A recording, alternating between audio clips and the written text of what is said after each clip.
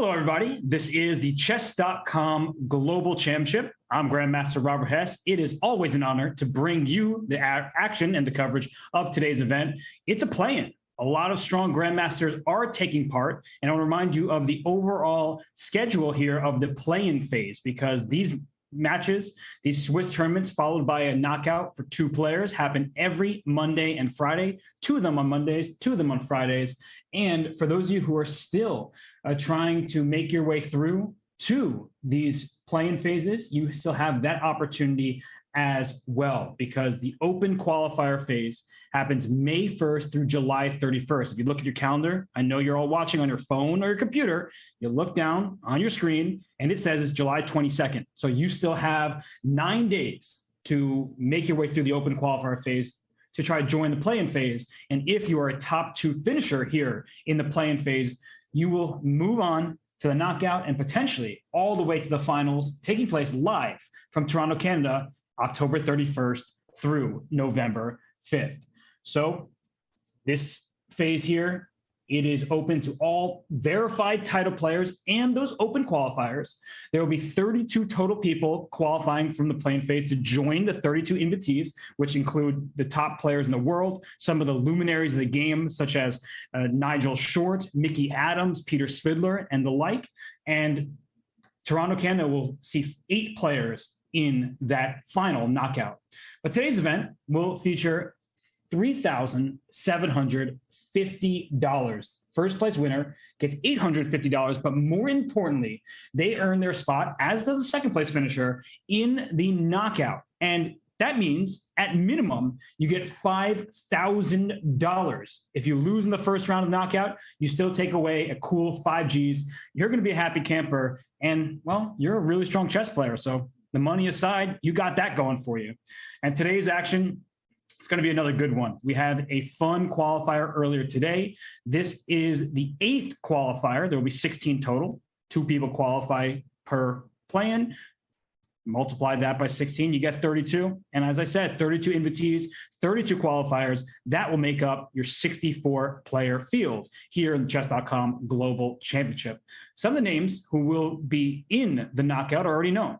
So when we talk about players like Levon Aronian, Ding Li Ren, Alexander Grishuk, Timur Javov, and Fabiano Caruana, we know that those 5 will be among the final 64. They will vie for a spot in Toronto, Canada for the top 8 places and potentially $200,000 in addition to the Chess.com Global Champion title. So let's enjoy the show. We still have just about over a minute until the action starts, but we have some familiar faces in the qualifier. You see at the top of the list here, we have Jules Moussard. We have the big fish, that is Vladimir Fedoseev. Baku Boulevard is Rauf Mamedov. Guseinov, not leaving much to the imagination, that is Gadir Guseinov from Azerbaijan. And Guseinov has been an interesting case because he's finished in 3rd place a couple of times. So he hasn't quite made his way through to the knockout, but he's so close. Will Qualifier 8 be his time to shine? That remains to be seen as the action starts in just over a minute. But Christopher Yu, Jose Martinez. Ooh, we got Liam Lei from Vietnam in the field, and Raunik Sadhwani. I mean, everybody here is super duper strong. And somebody we can't leave out is the person in 15th place. That is Grigory Oparin. Grigory, like Guseinov, has finished in 3rd place a couple of times. So if he can just have a strong finish here, make his way to the top 2, he doesn't have to worry about any more qualifiers. He doesn't have to think, can I make it? He will know for certain if he can at last finish in the top 2 places. So action round 1 is happening in just 38, 37, 36, 35. I don't want to count down all the way for you, but I am excited. Anytime I get to cover top level chess, it is an absolute treat. And I hope everybody who's tuning in is ready for the action to take place, because it's going to be a great day.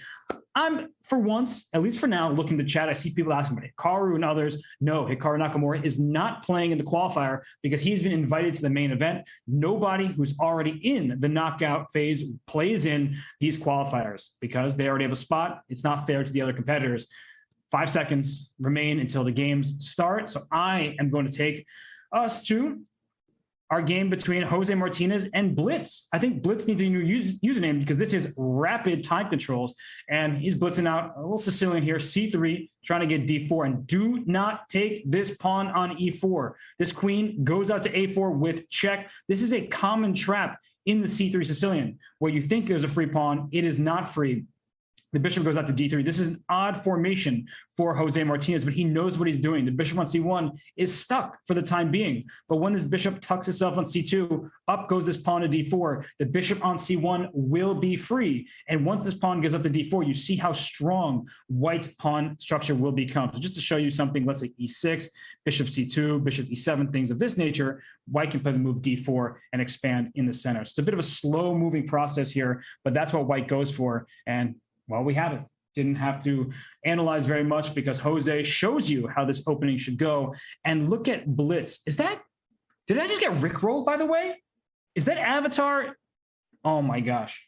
We just all got rickrolled. Can't believe it. I don't even want to look at this game anymore. That's not cool. What is this? Mid-2000s YouTube?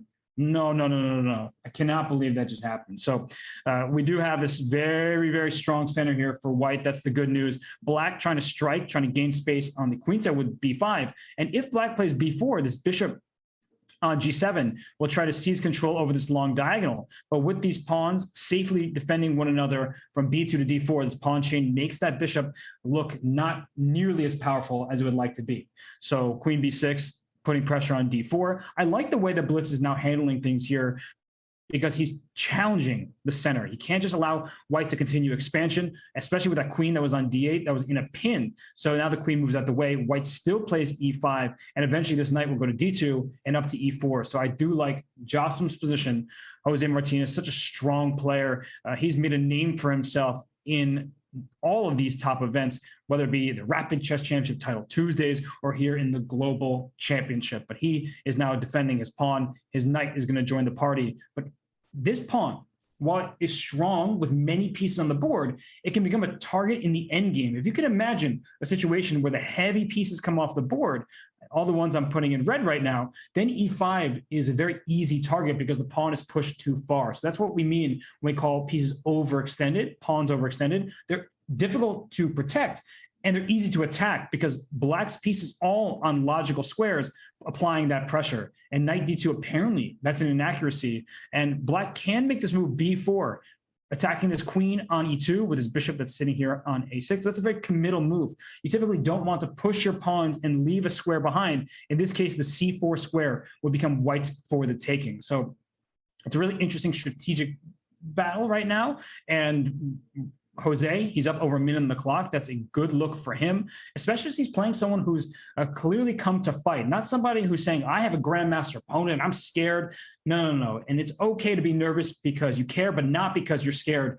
Blitz is ready for this, and he is handling this quite well. So we'll see right now, will this pawn push to b4? Wait a second. Now I'm thinking about something. This knight on d2, it looks so well protected. Let's go to the analysis board. I just had to wrap my head around the position first. If I take this pawn e5 and you take back and I take back and takes, once this queen takes on e5, you are no longer defending this knight on d2, which was super well protected. And if you look at the live position over there on the right-hand side of your screen, that is what's happening. Good recognition by Blitz, seeing it even more quickly than I did. But this knight on d2 is loose when all is said and done. Jose Martinez, the super strong grandmaster from Peru, has overlooked a tactical shot in the middle of the board. This knight could not be better defended. This knight has a bishop, another knight, and a queen all protecting. But with the sequence of trades, we need those Hikaru arrows going. This would win back the piece on d2 with interest because Black would be up a pawn. So a wonderful, wonderful tactical shot by Blitz. Jose Martinez plays bishop to e4, not out of desire, but out of necessity, saying I couldn't take back. I would end up in a bad position. So let me play bishop to e4 just to cause some confusion here with a pin on this knight, an attack on the other knight. But Black is successfully up a pawn, does not have tremendous risk in the position for now. The thing I'm worried about most is the clock. Blitz is down quite a bit of time. Jose Martinez, one of the best speed chess players on the planet. So good start for Blitz.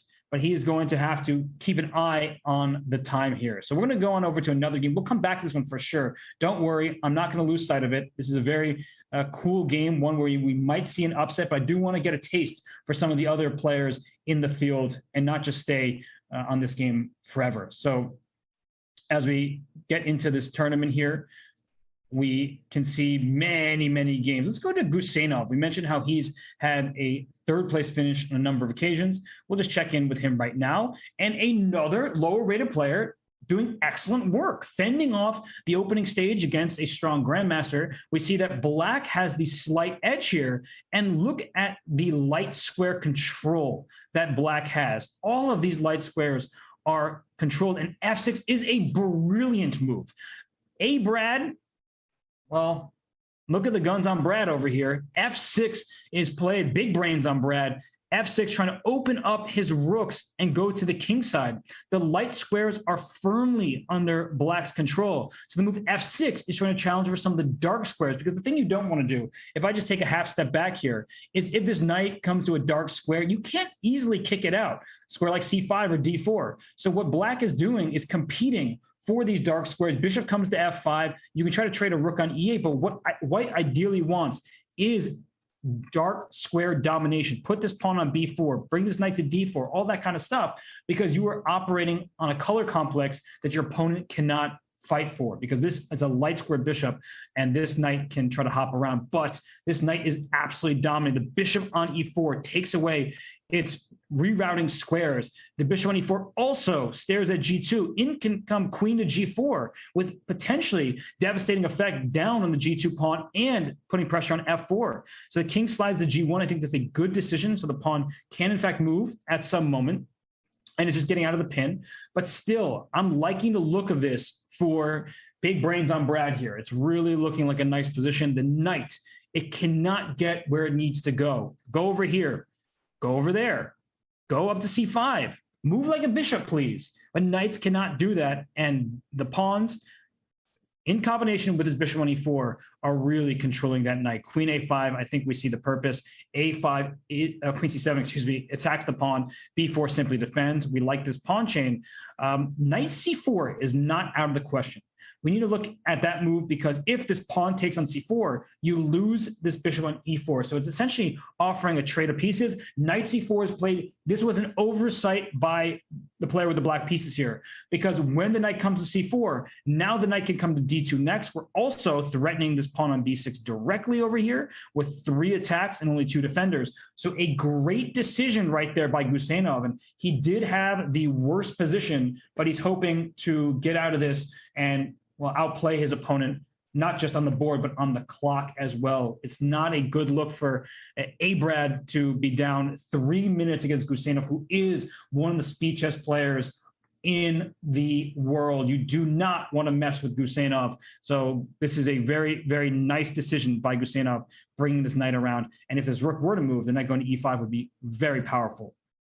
So I'm going to keep going around, having fun looking at these games. I'm going to go back to the game with Jocelyn, because as Brad pushes forward with C5, this game looks really, really interesting, where Black has an extra pawn and very active pieces. We have a bishop pair for Black and a couple knights for White. But look at this king, and there goes the knight to E4. You better watch out, because I might make you cry with his knight coming to town on F6. If the bishop takes back, in comes the queen on the dark squares. That will deliver a checkmating attack, and knight F6 check is really going to hurt. I could see Blitz losing this game in the next few moves, because there is the potential for a checkmating attack. If you take a rook, let's say bishop takes A1 over here, then this rook takes back. And how exactly are you going to guard knight to F6, which hits the king, hits the rook, and hits the H7 pawn, which is most important. The least valuable piece is going to fall, but the attack is going to rage on. And this is just devastation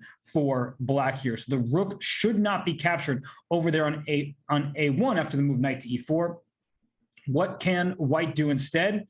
Very difficult question to answer, for Black, because this knight is attacking the bishop on C3. This bishop is going to park on F6. The dark squares are completely controlled by White's pieces, and it's not very difficult to see how this game might conclude with a queen sliding into G7 with checkmate. So H5 Not an easy move to make because we typically don't like pushing pawns in front of our king, but that looks like a very reasonable choice at the moment. That takes the sting in large part out of knight to f6 check.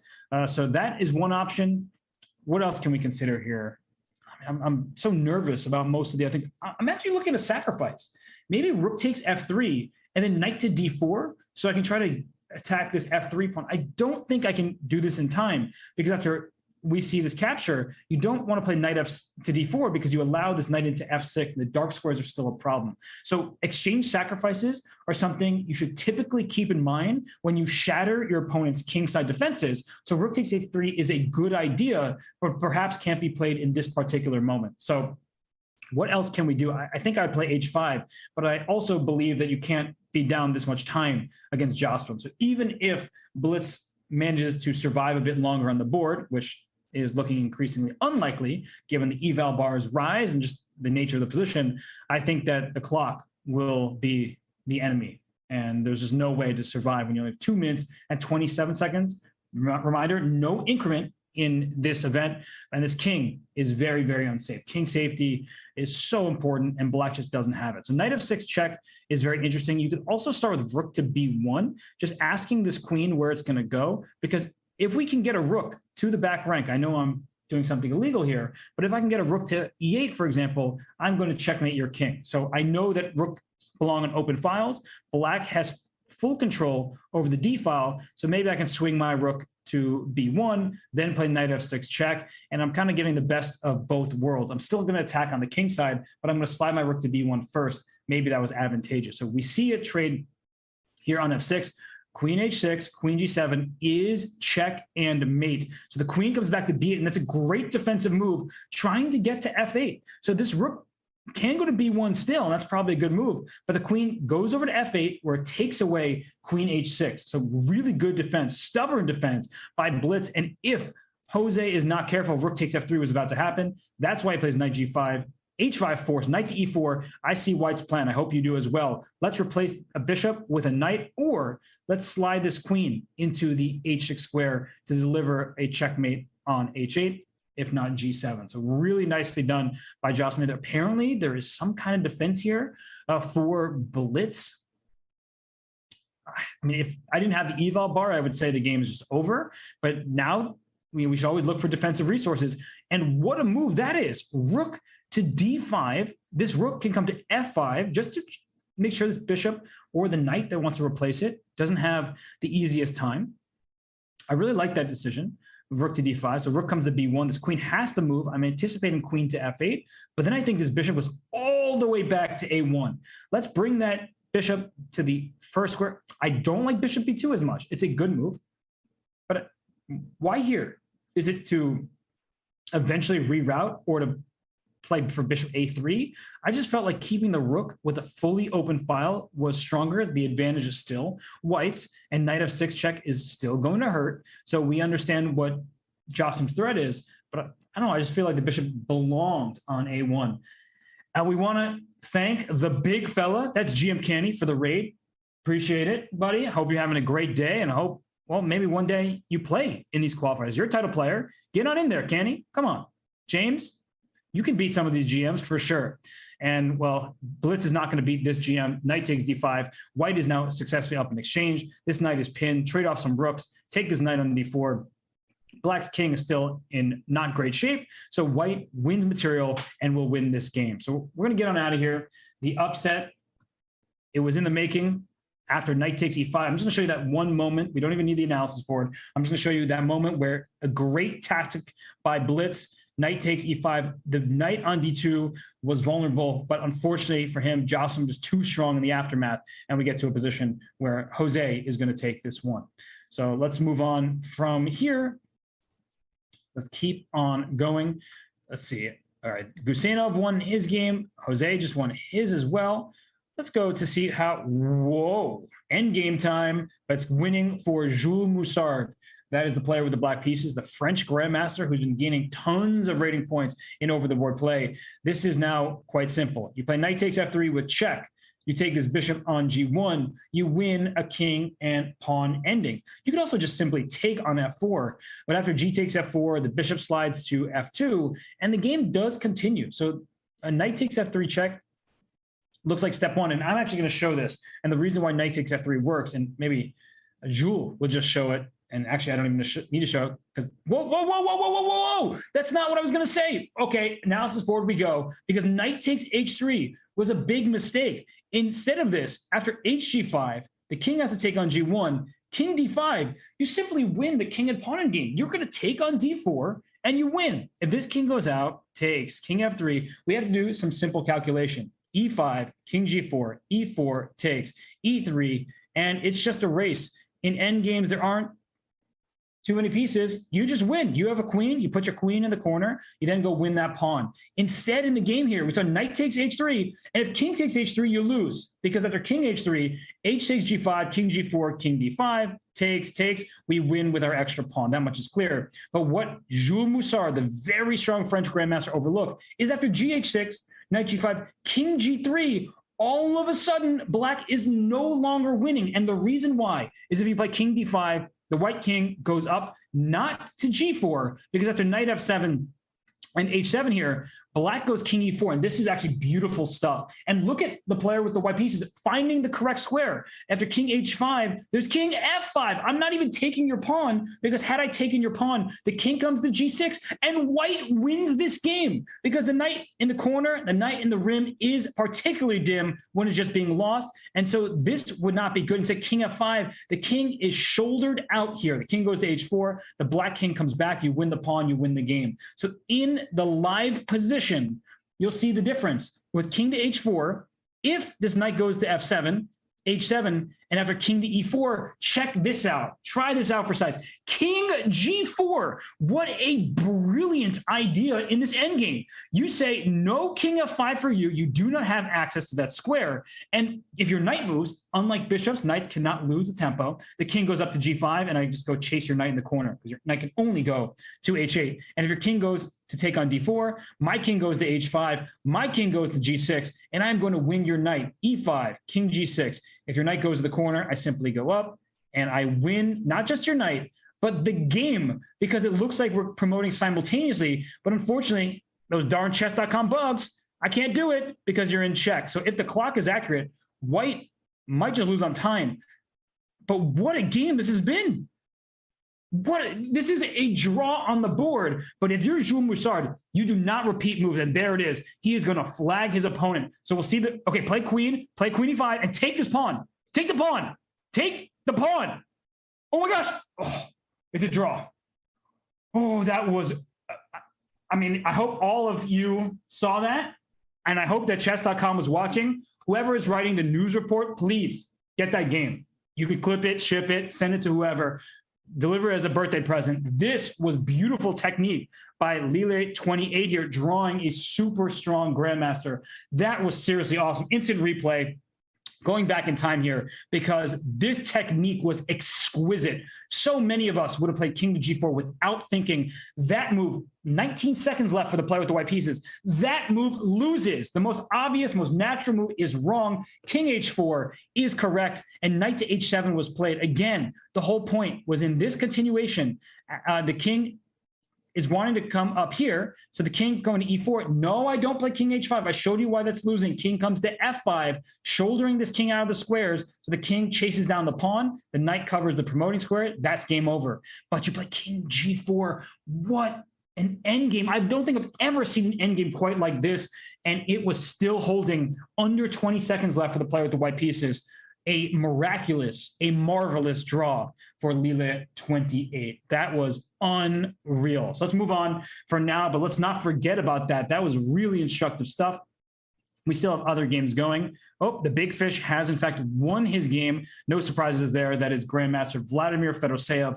He is a superstar. We don't need much of an introduction to him. So let's see. We do have some games still going. Many games are over with, but we do have Eric Rosen. Whoa, didn't we just see a knight endgame? But here both players have knights. So Dirk de Player, hopefully that's Dirk Nowitzki with the FM title, is down. Oh, both players in bullet mode right now. 16 Now 13 seconds for white, 17 seconds for black. Eric Rosen has to move, and knight takes d3 would have been a draw here. King can come to g6, take this pawn, play knight g4, take, knight h1. What a tricky move. And he's trying to, no, he's not trying. He could have tried to flag him. Eric Rosen, too good at bullet. We saw him win the I'm Not GM Speeches Championship. But if you want to play for a win here, black can never lose. You are only facing a knight. You just try to keep the pawn, but it's that simple. The king comes here, and the king goes there, and you can't keep the pawn. Either you push it, in which case the knight takes, or you take the knight and lose the pawn. That game is, in fact, a draw. So nicely done by Eric Rosen. And Magsy Potato with a Norwegian flag. Don't quite think that's Magnus Carlsen, but it is a win for the Potato Head. And one more game. No more games. Round one is in the books. That was a lot of fun. We have Jose Martinez taking Artak Manukyan. We're going to spend a lot of time with Jose later in this tournament, I am sure. So I'm going to move on from this game for now. Maybe we'll come back if it's particularly interesting, but I do want to check out some of the other players. We're so early in this event. A reminder to everybody that the fight is for first place, who sails through to the knockout phase and a minimum $5,000 prize fund. And second place plays the third place finisher in a match to determine who is the second player through to the knockout here at the Chess.com Global Championship. But let's check on Liam Lei's game. Always a fun player to watch. The Vietnamese superstar, rated over 2,700. Such a force in the chess world for such a long period of time. Sometimes goes under the radar, is the head coach at Webster University. And here with the white pieces is spending quite a deal of time in the opening after this move e6. So what's the point of e6? Of course, you want to develop your bishop. Maybe you'll play d5, but do be careful because this c7 square is what white is eyeing right now. Wants to go for c7, a knight to b5. Watch out for your dark squares because white would love nothing more than to start trying to get some forks and things of that nature. So d5 was played.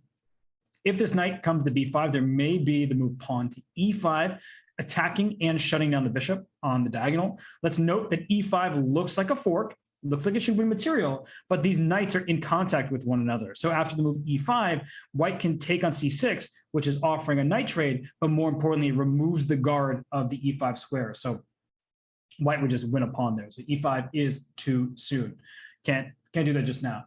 So this game is going really slowly. So I'm going to come back to it just because I feel like they're going to continue to take time. Let's go to Raunak Sadhwani, the teenager from India.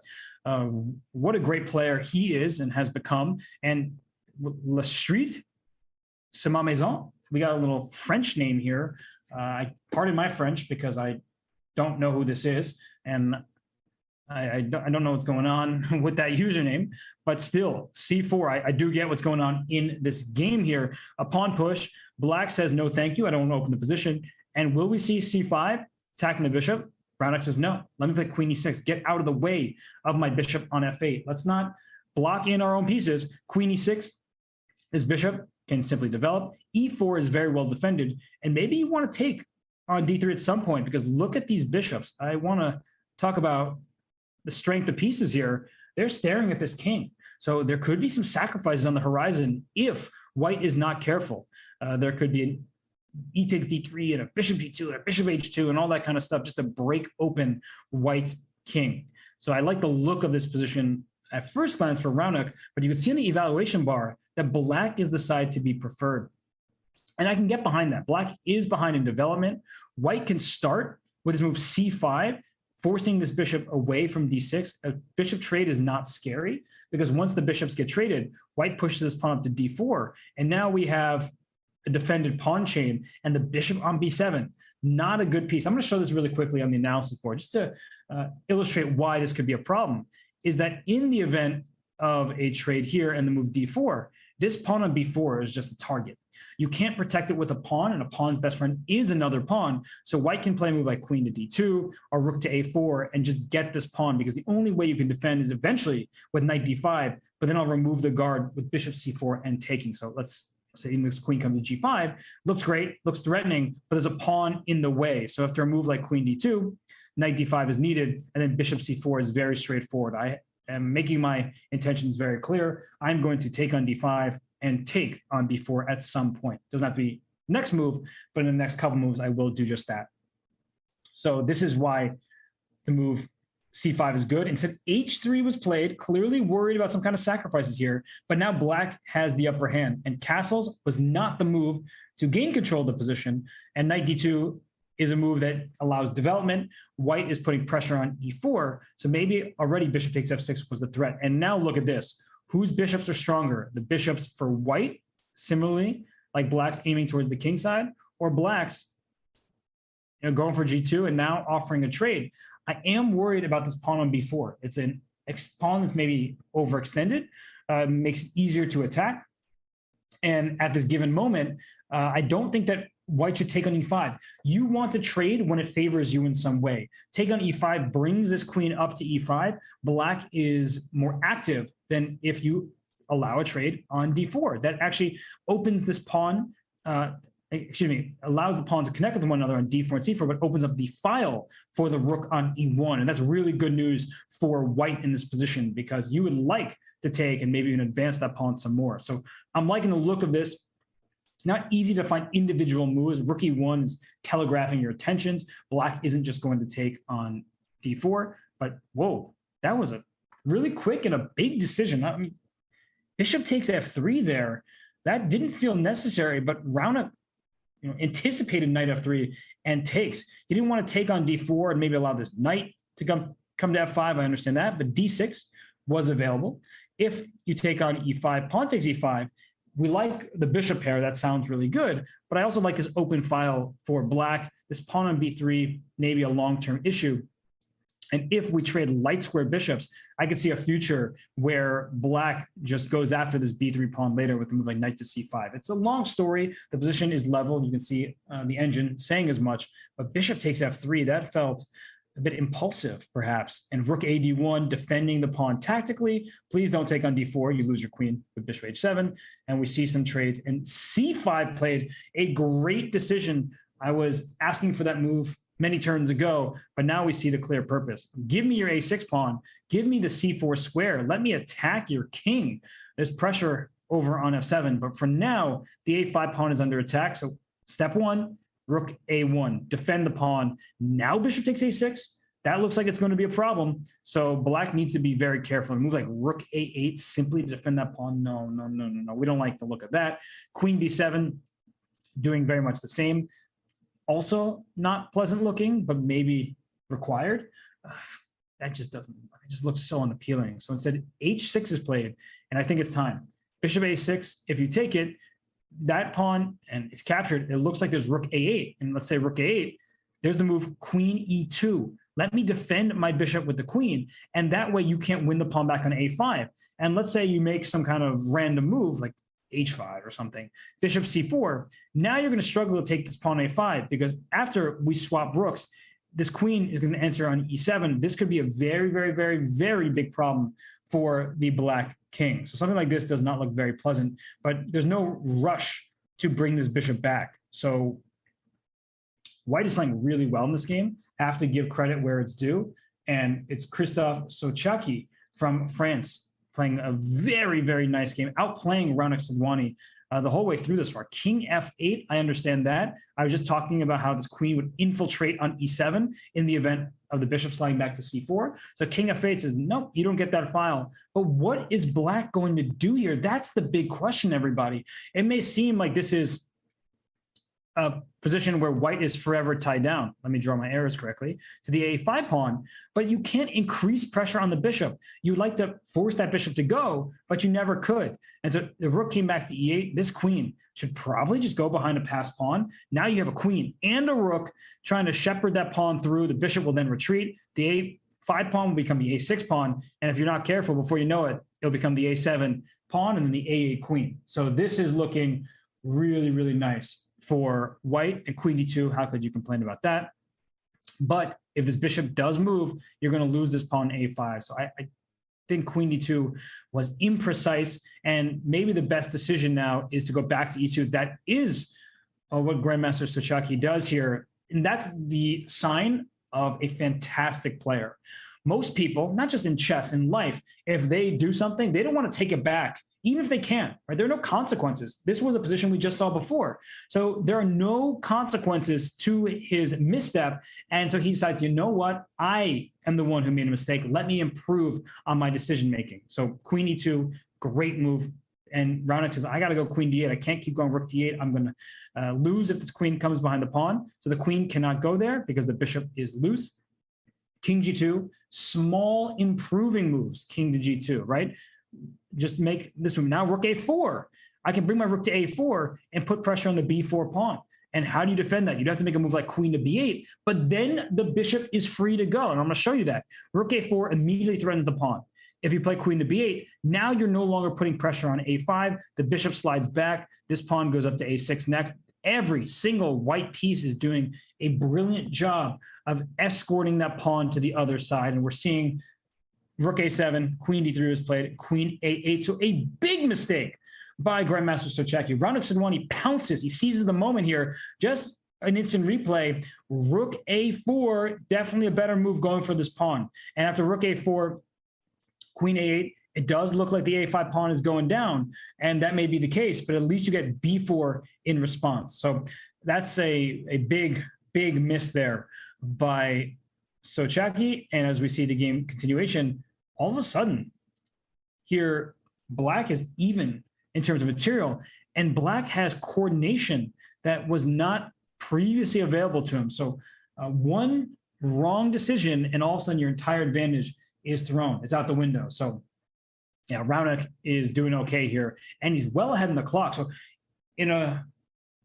near future, we could see Raonic, instead of just saying, I'll equalize, I'll try to hold this position, because he's playing for a win because his opponent is down 2.5 minutes.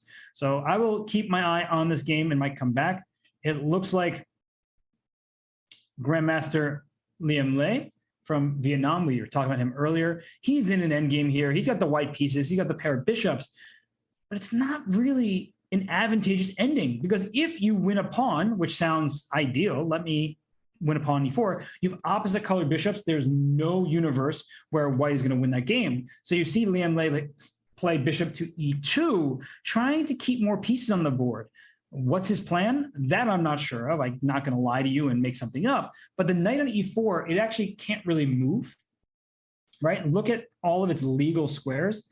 And if I can get all the... stop. Okay, well, now I can go to f2 if it wants. I don't think you want to do that because you're welcoming the king into the queen side. But how does this king might need to walk around to a5 and then to b6. But how do you do that? King here, king here, king here, king here, king here, king here. That takes a lot of time. I don't think that black is going to sit and do nothing. So the bishop came to b3, the knight's on e4, and I don't see any way to make progress here. In fact, bishop b3, it takes away all the squares. This king can't even get to c1 anymore. So no c5, no c4, no c3, no c2. And you also don't have d1 or d2. So there is actually no conceivable way for this king to go over towards the queen side. So that means black maybe should just go king g8, king g7 for the rest of the game. Because if the best that white can do is take the knight on e4 with the bishop on e8, that's immediately a draw. So this is an amazing configuration of pieces. White's king cannot approach the queen side, and getting the king up to b6 is probably the only way to try to win and bring your bishop around to c8. So, wow, this is sight to behold here, where white's king has nowhere to go. I think you can still try to flag your opponent because Wash Machine only has 2 minutes, 15 seconds. White well ahead in the clock. I like pushing this pawn up. Everything's defended here, but there are no threats. So, yeah, this is just a position where black can go king g8, king g7, so on. h6, perfectly fine. You wouldn't want to make this move if white could somehow attack this pawn, but there's no way. So we are going to see these moves. And I wonder, oh, no! And that's it. Down Wash Machine goes. sorry, your clothing is going to have to stay dirty for another day because you just blundered this pawn on f5. The e6 pawn overloaded, protecting the pawn here and the bishop on d5. Let's just take a step back to show you what could have been done to keep the balance. The threat of bishop g6 was bishop takes f5. So king to g7 allows it. This bishop needs to go back to b3. The bishop is not needed on d5 because the knight is already defended by the pawn. The b7 pawn's not under attack. So the bishop just needs to escape to leave the square, and that way the f5 pawn was defended. So instead, king g7, that's what happens. You don't have that much time. Bishop takes f5, the bishop moves back, and now white objectively is just winning because at some moment, perhaps immediately, f5 is a very strong move, and white's just up a pawn. So that is a really sad turn of events for Wash Machine, but it's because of the clock. Lam Lei didn't outplay his opponent. He didn't have to, and this knight is almost trapped. So that's some more sad news for Wash Machine. So I wonder if Liam Lei, who has a lot of familiarity with the top players in the world, he's been a 2,700 plus GM for so long. He's been playing in many of the Champions Chess Tour events. I wonder if he will be able to qualify, join some of the previous qualifiers. We know that this is the 8th plan. And in previous events, like event 2, we had Alexei Sarana and Oleksandr Bortnik. I'm pretty sure that Oleksandr Bortnik is in the Twitch chat, and he qualified from the second event. So congratulations to Bortnik and Sarana and the many others who have now made their way through to the final 64-player bracket. And Liam Lei would love to join them and earn himself minimum $5,000 and a chance at $200,000 first place prize.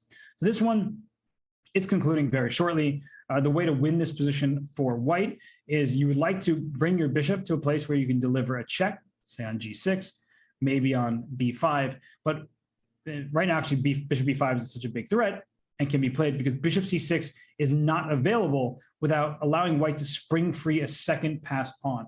So it's a trade, but in the end, once b7 captures on c6, white just wins. If you move king to f8, your only other legal move, e7 check, and e8 equals queen.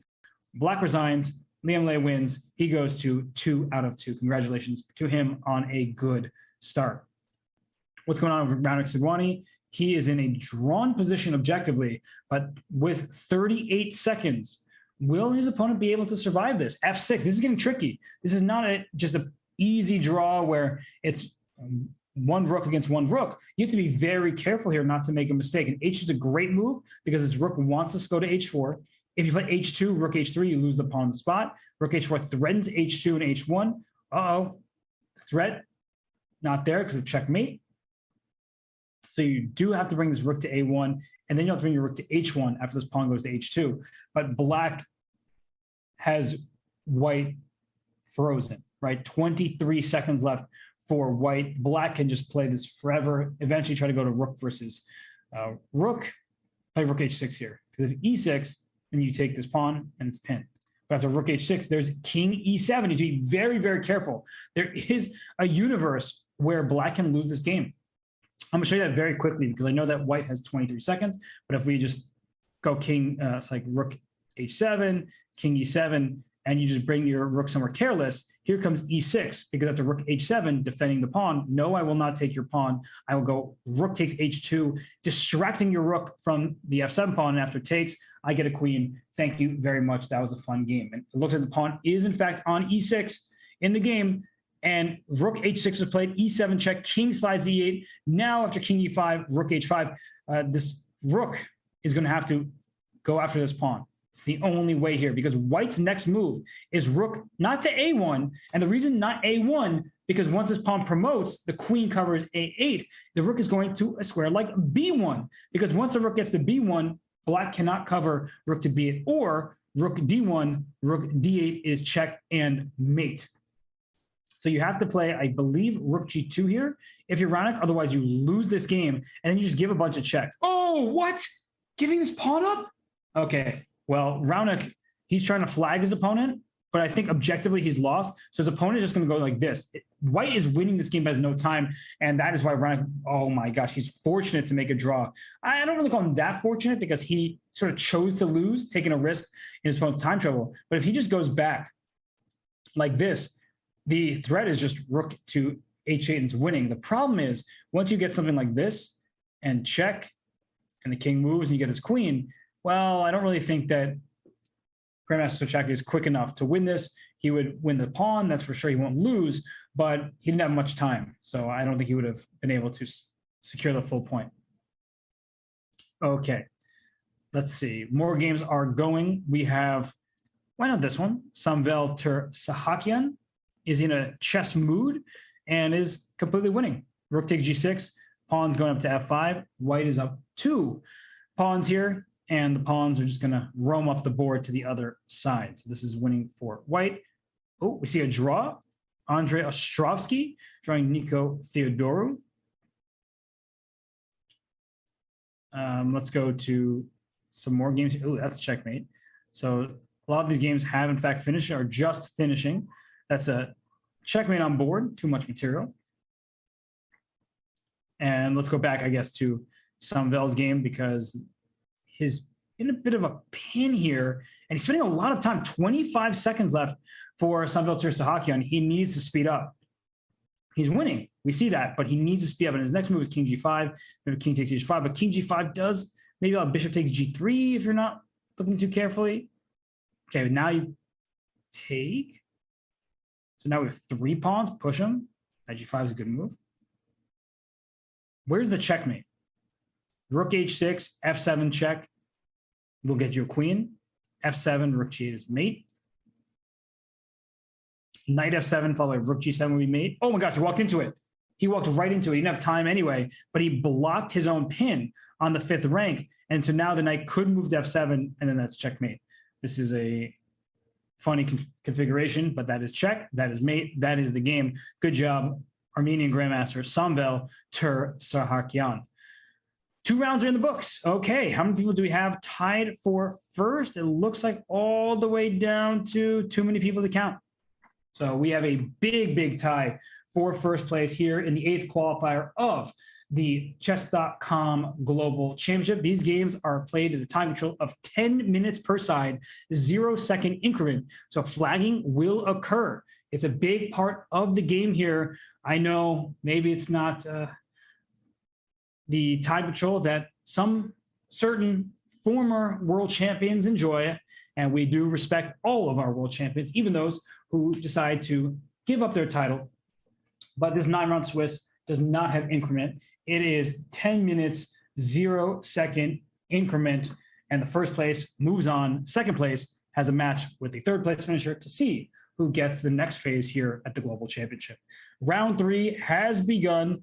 We have an IM and an FM, both at 2 out of 2, and they will try to compete for the top prize. We know Denis Lazovic, not a grandmaster by title, will be soon, I'm sure, but Denis Lazovic was able to secure a spot in the Global Championship, so that was a non-grandmaster. It is possible. So IMs out there, FMs, all you title players who may think, I can't do it, take note, Denis Lazovic did do just that. So it is possible. You know who I'm going to right now? I'm making my choice.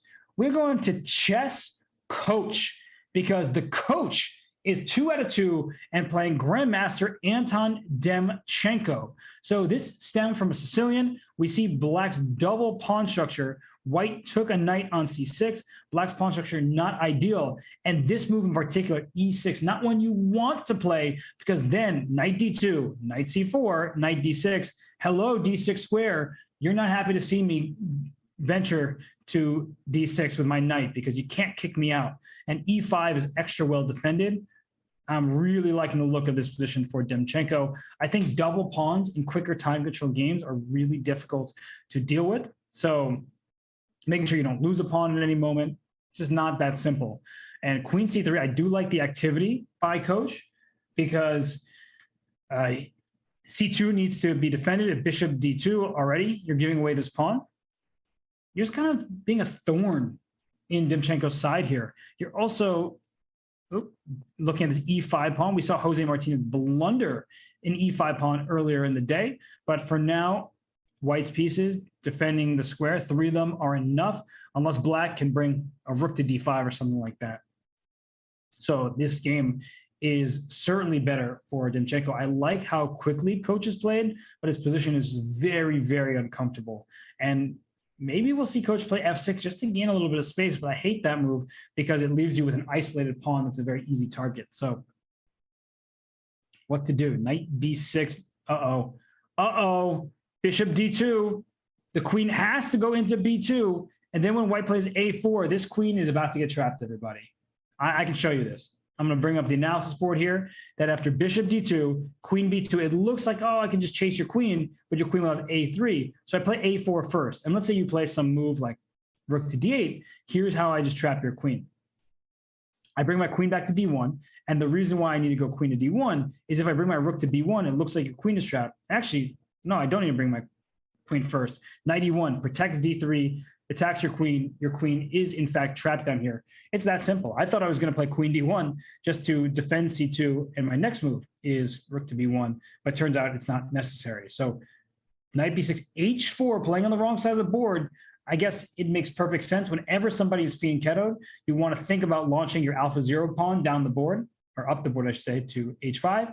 And we see just that. Queen b4, saving the queen. Long live the queen, and bishop g5, rook d5. So I like what coach is doing. He's trying to regroup, but unfortunately for him, he's in huge, huge trouble here. And c4 is a good move, kicking the rook back out of d5. And this queen is almost trapped again. Bishop d2, there's queen a3. So the queen is going to find a safe haven on that square. It could eventually drop back to a6. So right now, queen e4, I think it's clear that the infiltration of the dark squares is in full motion. And if you play bishop f6 and take this bishop on h8, it's just game over. You win. You checkmate your opponent on g7. Queen f4, bishop f6, bishop takes bishop, and the queen goes in. So g4, not really a move that was necessary just yet, but we see the point that if this knight does come to e7, it's not getting to f5, right? Pawn just takes care of that idea. So we'll sit here and watch because I think Demchenko is about to put this one away. He overprotects the e5 pawn. He now protects the d3 pawn. There is no rook to d8 doubling available because the bishop can capture it. I don't even think I would take the rook. I think the bishop is so strong that I don't need to capture the rook on d8, but that bishop could. So b5, coach lashing out, but it's kind of like when a much smaller person is like flailing their arms as Andre the Giant puts the hand on the head. So that's what's happening. b5 does all of nothing. It's just, pawn trade, a5. Again, you're at the wrong side of the board here. White can play. Okay, bishop e3 is now just getting positional and winning weak pawns. But I think queen f4 and bishop f6, which is leading to checkmate. So this is going to be sufficient. Take c5. You don't need more than just this pawn. The bishop on h8, it's relegated to just kind of being the king's next door neighbor. It can't do anything. It's staring into a very well-defended pawn. Can't go to g7, can't go to f6. And now Demchenko playing, oh my gosh, playing this so simply. The knight cannot move. It is dominated by this bishop. A bishop 3 squares away is even better than a pawn 3 squares away from that. Oh my goodness, and then f7, pre-move f7. You don't even need to take the rook. You pre-move f7. Poor coach, great personality, great content creator, but did not have the game that he wanted against Demchenko. But there's a lot to learn from, and that's the thing about these competitions. I think any player will be a little bit, frustrated by a loss. But if you are a player with a rapid rating of 2100 and you're playing these grandmasters, it's a great learning opportunity. So I'll try to help you with that learning opportunity. Back here in the opening stage, after the black had the pair of bishops, right? Because white took on c6, making a move like bishop g4 is not really that advisable for the most part because your advantage is your pair of bishops. So taking this knight on f3, it gives away one of the edges of your position when you have a clear structural deficiency with these double pawns. So I think that's an early moment where maybe coach could have just developed bishop g7, not rush this bishop to g4 move, but it's not like that move lost in the game by itself. There were several decisions. So I think there's a lot to take away from this game. And I hope coach continues to have a good tournament. Starting 2 out of 2 was a great start. And 2 out of 3 is still a very, very good performance for coach. But we're going to go to some big games here because the big fish is about to lay the big hurt on the last gladiator. Russell Crowe been posting photos with his family outside the Coliseum, but I don't even think Russell Crowe, Maximus, couldn't help here because I don't think Black is very entertained. This is a demolition on the Black king on e8. Look at White's pieces. They are in the swing of things here. There's a pin. There's pressure on the pin piece. And if you try to break the pin and defend your knight on f6, like bishop to e7, I'm defending all my pieces staring at the square. You're not defending everything. Loose pieces drop off. LPDO. What piece is loose? The bishop on c8. Thank you for the trade. You're welcome for the second trade. And yum, yum, yum, that's free down the line on c8. You win the game. So this is just over. This is a miniature 14 moves into this game, and all is said, all is done. Last gladiator could resign, and it wouldn't come a moment too early because you are losing a piece. Here comes the resignation. Don't want to say I called it, but maybe I did. And let's move on. Wow, that was really a one-sided affair, if I've ever seen one. So where to next? Why not Christopher Yu? We haven't checked out on the American Teenagers game. Christopher Yu just won the U.S. Junior Championship that earned him a spot in the U.S. Chess Championship and later this year in 2022. So that's a huge opportunity for him. He was an IM for a long time, winning puzzle battles against everybody. Now he's become a GM, and he also has just become 3 out of 3 because he wins a piece. His opponent takes on g5. Not all pieces should be captured. That pawn on g5 clearly should not have been taken because now it's just over. Black is up a piece. You have to play d5. The rook can swing to h8. h2 is going down, or the rook can just sit on h3. Either way, this one is done. It's just over. What? I think that was hoping for some kind of pre-move or something. Like rook e3, there's the bishop on c5 staring right at the square. So I think this was just, I'm going to lose no matter what. Let me try and hope my opponent forgets that rooks move side to side and hangs the rook on h3. Okay, Vincent Vega, I see who you are. You are playing against Grandmaster Rauf Mamedov, and not just playing, you're crushing. This is, I mean, this is not fiction at this point, but he's beaten the pulp out of Rauf Mamedov here. And look at the evaluation, +5 at this point. And is White even up material? Material's even, actually. The e4 pawn will likely become a target at some point. If you trade bishops on g4, you can take this. But the problem with bishop takes g4 is that the c4 pawn will be hanging. So that's where Mamedov is hoping that he can create some counterplay. And bishop f2, what a calm move that is. And apparently the best move, this knight can slide to e3 to put pressure on g4 and put pressure on this f5 pawn with 2 separate knights. So the problem for Black here is that the pawns are weaker and easier to attack. So knight e3 is coming, and I don't really see what Black can do here. It's amazing when a position is leveled by material, but +5 for somebody. It's just dunzo.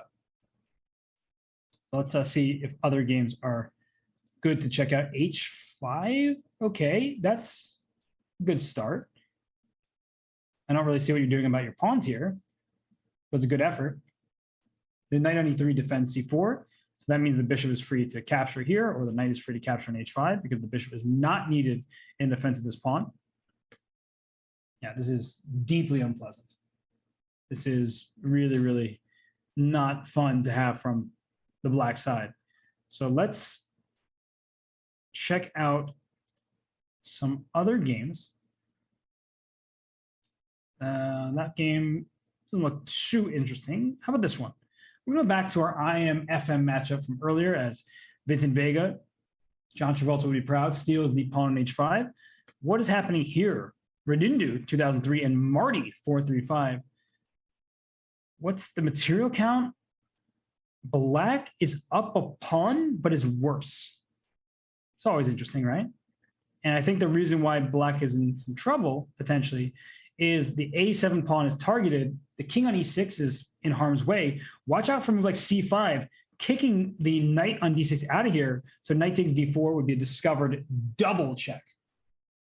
So this is a position that I wouldn't want to have from Marty's perspective. And it just feels like white is having much more fun with the piece activity. So what is happening with the tension of these pawns here? I don't think you want to take, because that allows knight takes d4 with check.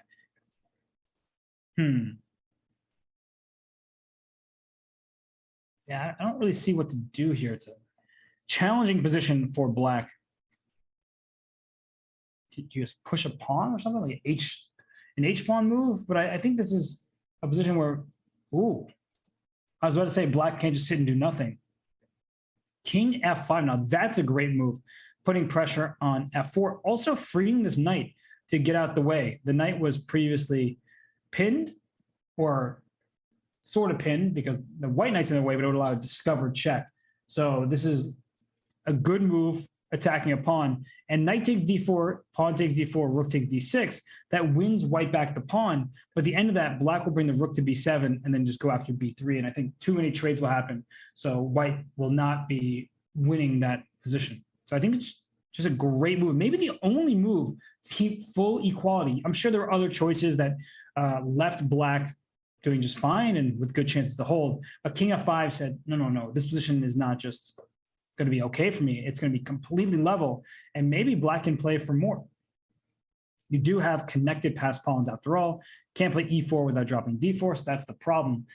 But this knight is free to go. I'd probably play knight e4, threatening knight c5 with a little check there. Just a little check. And isn't black just better now? Because you can't play rook a5, you lose the knight. If you play b4 over here, this knight can just move. And he plays b4. So it's clear that Renindu is playing for a win, but maybe Renindu should be playing to not lose. And that was a step in the wrong direction, allegedly. I think what black needs to do, or maybe needed to do, was bring the knight to e6. That way you can play e4 with check. So knight g5, knight e6, e4, and that way you can push your passed pawns. Because here, the knight likely just has to go back. It goes to h3. What's it doing over there? I'm playing b5. a7 can be targeted at some point. b5 is a great move. Whoa. d3. How scary is that? Or knight g1. The passed pawn being protected by this king so it can move forward. That's worrisome. And both players now down under 3 minutes. So it's a really tough call. Rook takes a7. Okay. Takes. Both sides have their connected passed pawns here. Whose are better? Oh, that was a blunder apparently. Who would have thought that pushing your pawn forward to your opponent's third rank with check would be a bad decision? It turns out it was an objectively horrible decision. And let's see why. If we trade rooks here, I guess this king is a bit stuck, and this pawn is so quick to go to the other side. Let's bring up the analysis board to figure out what just happened here and what would have been the move that kept equality. Let's say you take first, because I feel like you probably have to. d3 just transposes to what might happen in the game. So maybe you just have to give this check somehow, because after a move like king d1, there's king d3. And if you push, oh my goodness, there's e4, b7, e3, queen me. But after you queen, there's e2 check here.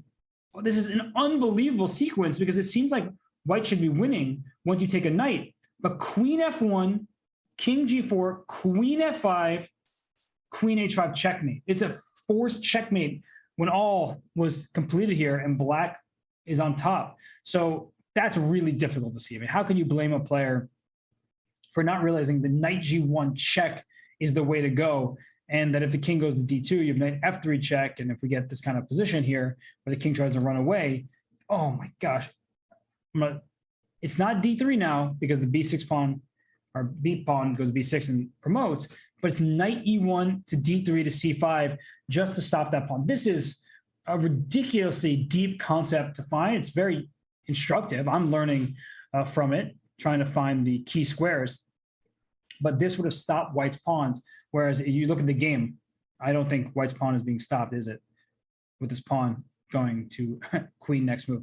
If you play king d1, that is a mistake. So you want to play king c1 here. You typically want to be right in front of a passed pawn, but White finds it because if you went to d1 after king to e3, queen me, okay, but now I'm going to get a queen with d2 check, and the promotion square is defended by this knight over here. So king c1 eliminates that possibility because after d2 check, the king does not slide to d1 where you will lose the game. You king c2, and now you have to spend a turn protecting the pawn before you can bring your knight up, because knight to f2 goes for the same idea, but White can just take the pawn, and then there's going to be a queen joining the board.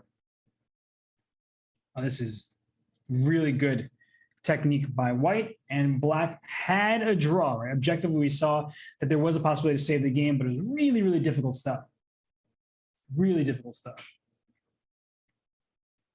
So now it's completely winning for Renundu here. King c2. Once king c2 happens, I think Black might even resign because there is no hope. White is promoting. Oh, we have it looks like Vincent Vega. Okay, can queen b1 just be played? Or queen d8? Yeah, queen d8 looks easiest. Just stop this pawn. So White is just winning up a queen. Actually, I'm not going to go to the game I was just about to say. Why don't we go to Lawrence Trent's game? Oh, turned out the wrong time for Lawrence. Lawrence Trent loses the game to Gianmarco VAR because this knight is pinned. So what just happened here? It looks like Lawrence was doing his best. And in fact, this position, it should be a hold. But where did he go wrong here? He has knight check with a draw. The king can only go back and forth between a4 and a5. And instead he went to b7. And then he wanted a checkmate with knight to c5. So he went for the full Monty, and instead he gets absolutely nothing because bishop takes c3 is a shot that you do not want to overlook, because now if you take, that frees up the a3 square for the king. There will be no more checkmates as the black pawn promotes. And after here, knight c5, he pushed his d pawn because after here, king takes c3, I'm still promoting one of my two very far advanced passed pawns. So that's unfortunate for Lawrence. He blunders and loses the game when he had a draw at hand. So we have another coach. This is a poker coach playing in Guseinov. Oh gosh, Guseinov down to 10 seconds. He is very fast. He does have a rook against a bishop, but he should not win. This game is objectively a draw, and based on the clock situation, well, it's getting closer. Guseinov is really, really speedy here. This is going to be tight. I think black could blunder a bishop at some point, and white just has to keep moving. Rook a6, pre-move rook a6, good pre-move. King d5 or king f5, doesn't matter. You just got to pre-move. Okay, but they might get it. Ooh, the king's coming in. Watch out. This is a draw. Really nice technique from Coach Poker. This is all you need to know. Bishop back and forth. King a7, king a8, king b7. Great technique, but now down to 8 seconds. Oh my gosh, if Guseinov pulls this off, he is a miracle man. He's going to get this. I think he's just too fast. And you can pin the bishop with the rook. The bishop can't even deliver a check because the white king is on light squares. Oh my gosh. Oh my gosh, they got 50 moves. What a save for Coach Poker. I for sure thought Guseinov was going to win, but no pawns remain. And by the way, speaking of time scrambles, we have one here. What? What? Were we looking at this? Wasn't white up a queen? What happened? Oh my gosh, check. Can you bring the knight back? Queen b6 and knight c7 is mate. 0.1 seconds left. How in the world did black win this game? Was this not the game? White had a queen. Oh my goodness. Instead of going queen d8, which ends the game on the spot, because the knight can't move, otherwise you lose this pawn. He went queen b1 after knight f2. All of a sudden, black promotes and the knight gets back and stops the... That's tragic. Wow. That is tragic. Marty 435 doesn't quit, doesn't just get on out of here and goes to the Ozarks. Instead, fights tooth and nail, manages to survive and go to a perfect 3 out of 3. Gosh, that was something. That was kind of ridiculous. Cannot believe that Black won this game when it was just such a huge advantage for White. So, that's going to sting if you're Renindu, but it's going to feel really good if you are Marty 435. Wow, that's just shocking, frankly. Okay, we have Frederick Svane. His brother Rasmus has already qualified for the knockout bracket of this global championship. Rasmus was one of the early qualifiers. I believe even the first one. Vidit Gujarati won that event, and Rasmus Svane finished in second. He won the tiebreak match, so he earned his place in the knockout $5,000 minimum prize. So he is going to be happy, and his brother would like to be joining the family affair. But right now, Frederick not moving, so I'm going to go to a different game as maybe he left his seat. We have some big-time matchups. What's with the players this round? What's going on?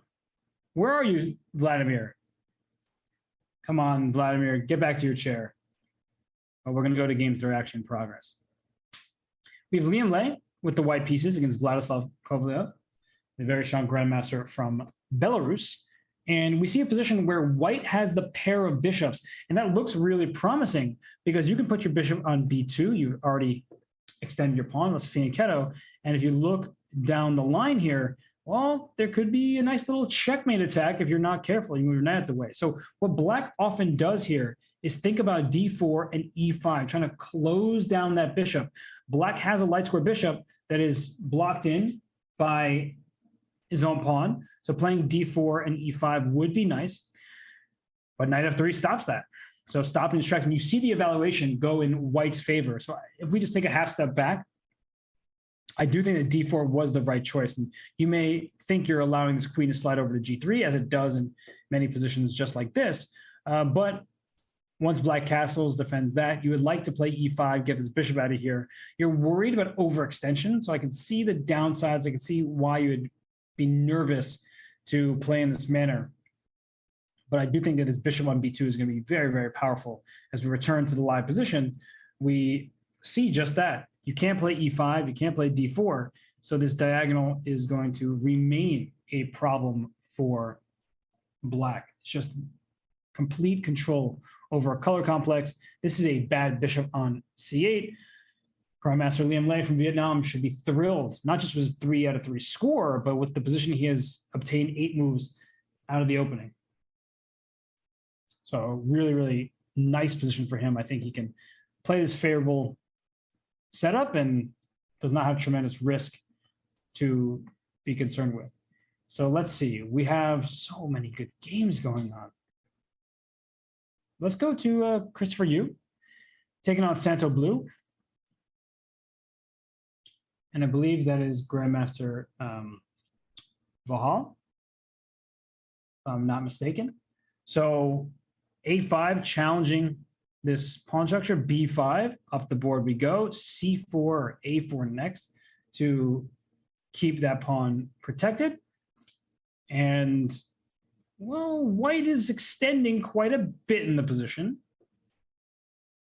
So, I don't know, I can see a position where White gets in a little bit of trouble, but at the same time, there's some very strong piece play for White, and Black is being pushed around. So knight to b8, knight to d7, give me these dark squares.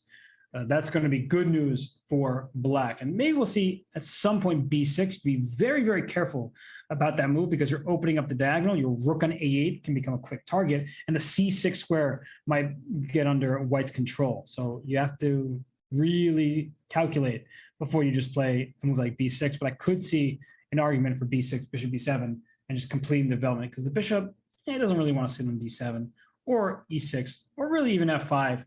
I think I would prefer to challenge for the longest diagonal and face off with its counterpart down on G2.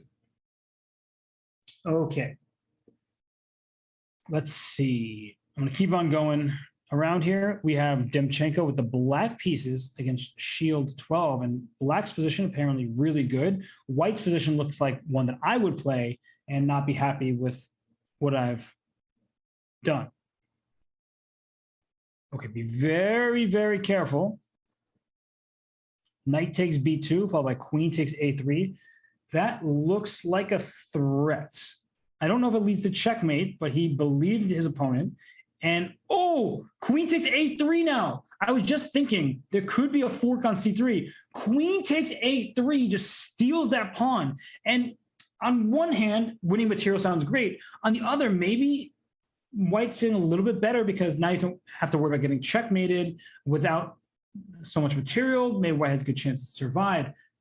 But there it is. Anton Demchenko steals that pawn on A3. It was not intentional, I believe, from White's perspective. Is this Grandmaster Vokitov?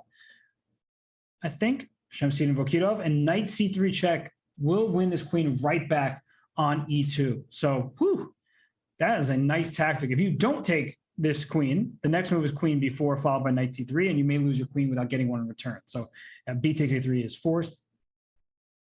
Knight C3 check, pre-move Knight takes E2 here. And can we talk about this, everybody? I think we should talk about it. I don't really believe in letting things go unspoken. If there's a problem, we should talk about it, honestly. This knight on H1 is the worst piece we've seen today. It can only go to G3, and when it goes there, it can be immediately captured, and that hurts White's pawn structure. So the knight on H1, not a very happy piece, but I think you should go Knight G3. And the reason why the pawn train isn't so, the pawn shift isn't so devastating is the extra pawn anyway is right here for black, right? These pawns are doubled. So if White's pawns are doubled as well, my one pawn E4 takes care of your two, whereas black's one pawn G6 will take care of White's two. So the king side will remain level in that regard. The game's outcome will be determined by whether or not black can start pushing pawns and create a pass pawn over there on the queen side. So this is what black is aiming for. And time, pretty level. Knight H4, Knight E7 makes sense. And oh my goodness, this knight wants to get out of there and go to F2. So that seems reasonable. I'm very concerned about this pawn here on G5. I'm trying to figure out a universe where I first get my king to F7. That way I defend this pawn G6.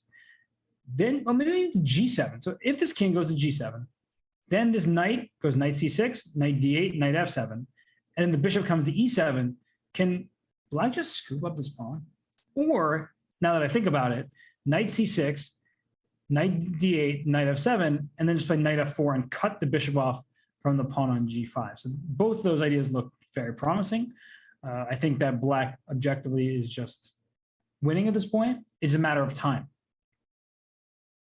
It's a not if, but when situation. I see you, Shreddingly. We do talk about problems. No, we don't hide them and hope that nobody discovers them. We discuss them. We're an open book here. And, well, we're going to need to open Dvoretsky's endgame manual with the amount of cool endgames we've had thus far, including that first round when Jules Moussard could not beat his much lower rated opponent in that knight and one pawn versus two pawn ending in the end. So let's go to Jules Moussard's game. Whoa. Couldn't take down the 2100 in the first round. Now is absolutely destroying his opponent. And I believe this is Pavel Pankratov, the Russian grandmaster, a mainstay in many of the biggest events in chess.com. But excuse me. Ooh, nope, that's not the error I want. Rook C2 or Rook C3. This king is being hunted. Rook E2 check or Rook E3 also threats. This looks just gross. I can't look at this anymore. Black is completely winning. There's nothing that White can do. The king is horribly situated here on G2, and black is just crushing. So I can't stay on the side of this which means we shall change games. Well, maybe we'll wait until rook c3 or rook e3 is played. Both moves look very good. You can do one after the other, and it's going to be a problem for this king over here on g2. It looks like it's going to be a mate.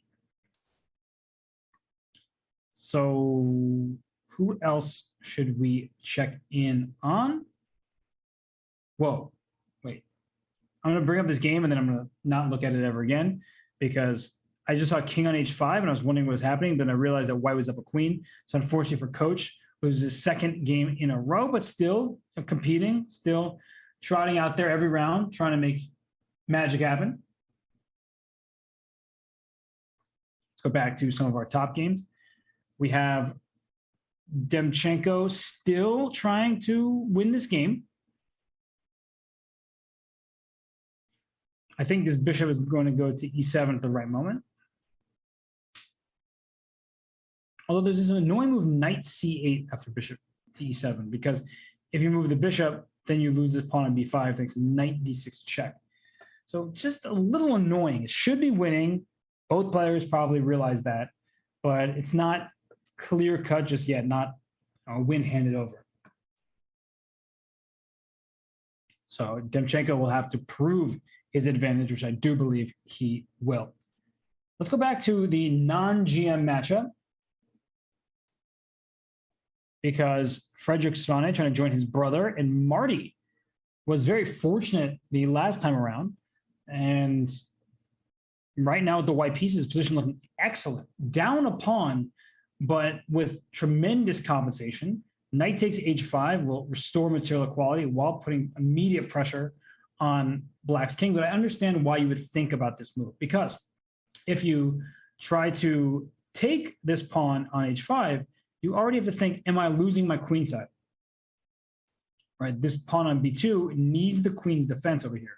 So bishop h5, queen h5, knight takes b2. Now Black is up a pawn once again, and you have to figure things out. I know h6 is going to be hanging, but the bishop is threatened. Maybe Black has some way to survive this game. And that's why the move rook a to b1 was played, which is not a bad move, but maybe a little bit too passive. And the queen came to e8. So white is still doing well, but those moves can haunt you. Those slow moves sometimes are exactly what's required in a position. Other times, like, well, you need to operate a little quickly because opportunity doesn't always strike twice. And now it looks just over because this pawn is under attack. And if you bring your rook to c6 to defend it, bishop takes f5, I'll draw my arrow better, would take advantage of the fact that the rook is needed on the last rank to defend the queen. So queen takes e6 is a threat, but can't, okay, well, stopping it this way looks really tragic. f5 now is next, past e-pawn for white. These pawns are doubled, these pawns are isolated. Rook b to d1, good move. Yeah, this is completely over. Extra material and all the compensation for white. Okay, let's take a look elsewhere for now. Whose game do we go to? That is the question. Many fun options. Let's go to, I don't really want to go back to the endgame we've looked at a bunch of times. Let's go to Christopher Yu's game with the Turkish Grandmaster, Vahap Sanal. Even material. I thought at first glance that white was up a pawn, but it's even because black has his pawn on d6, whereas white has the pawn a4. But I really like the placement of white's knights. It's restricting the mobility of black's pieces. The knight on b6 covers a8 and covers c8, so the rook on b8 is stuck in place. Let's move the rook somewhere. But black is ready to strike potentially with d5. 1, 2, 3 defenders. 1, 2, nope. d5 looks to be too soon, perhaps. But there are moments where you play d5 and then play e4 and just give away some material to open the position up. Especially if I can get my bishop on g4. you're going to have a problem on this diagonal. But it is a pawn sacrifice. So b5 is not a move you make lightly. You can't just take it back. You give up a pawn. King g7 looks quite nice. I want to have black for g5, actually. I'm changing my mind. I really like the look of white's position, but g5 does give black some counter chances. And look at the clock. Christopher down at 2 minutes right now. So this position could start changing, and that's good news for black. And g5 is played in a full extra minute in the clock. This is a blitz game, no increment, and black's king likely will be the safer of the two. That's a great move. A great way to change the nature of this game, because if black sat and did nothing, the two knights are very strong. Right? Knights do well in closed positions. Bishops thrive in open boards. Okay, h4 next. Rook h8 to follow. This is looking very troubling. Can you just push a5, a6? Maybe you can, but I'm looking at rook h8 and h4 and all this stuff, and I don't feel like you have all day.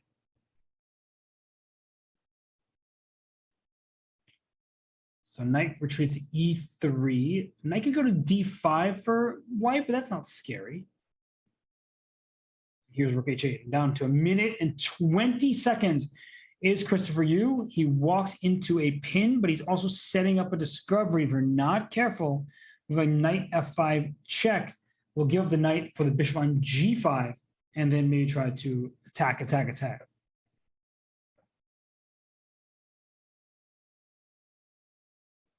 Knight g4, knight d5, okay. If bishop takes d5, there was knight takes d5 back because the queen was loose. So you give up the queen on d2 for the queen on e7. Queen d8 looks good. You don't want to take, well, you can't take with a knight because you lose your queen. I would say in general, you don't want to take your knight because after h takes, this h5 being open should be good for black. Okay, so 2 minutes and 20 seconds for black, 1 minute for white. Black has to win this game. Simply must.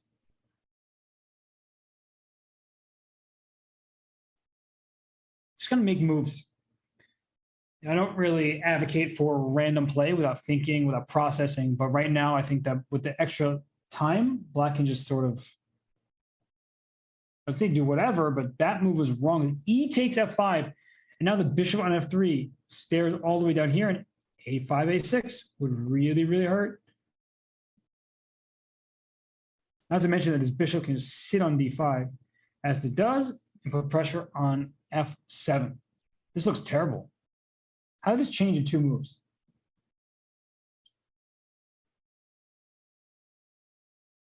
Just need like a couple inaccuracies in the game is bad.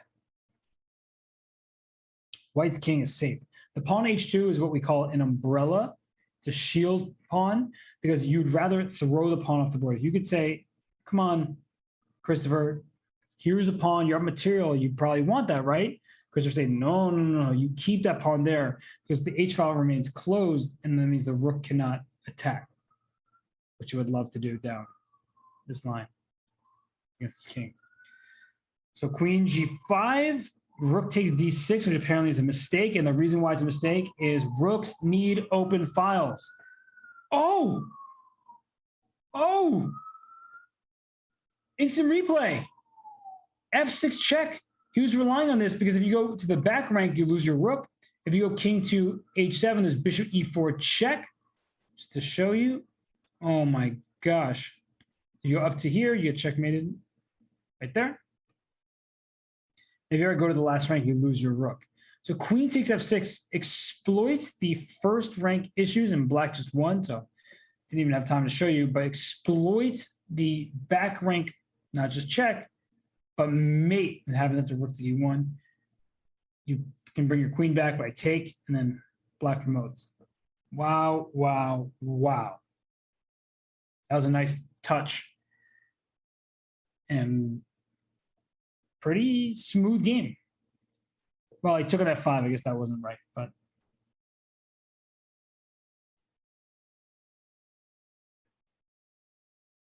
Plati's king is being hunted. His clock situation is not good. Trade queens, trade rooks.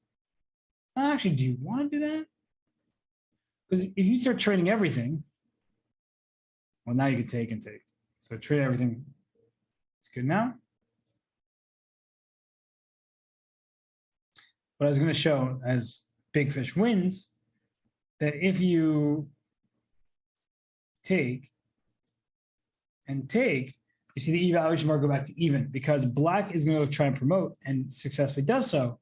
But white also gets to promote with check, I might add, and that means the checks will continue and white survives this game.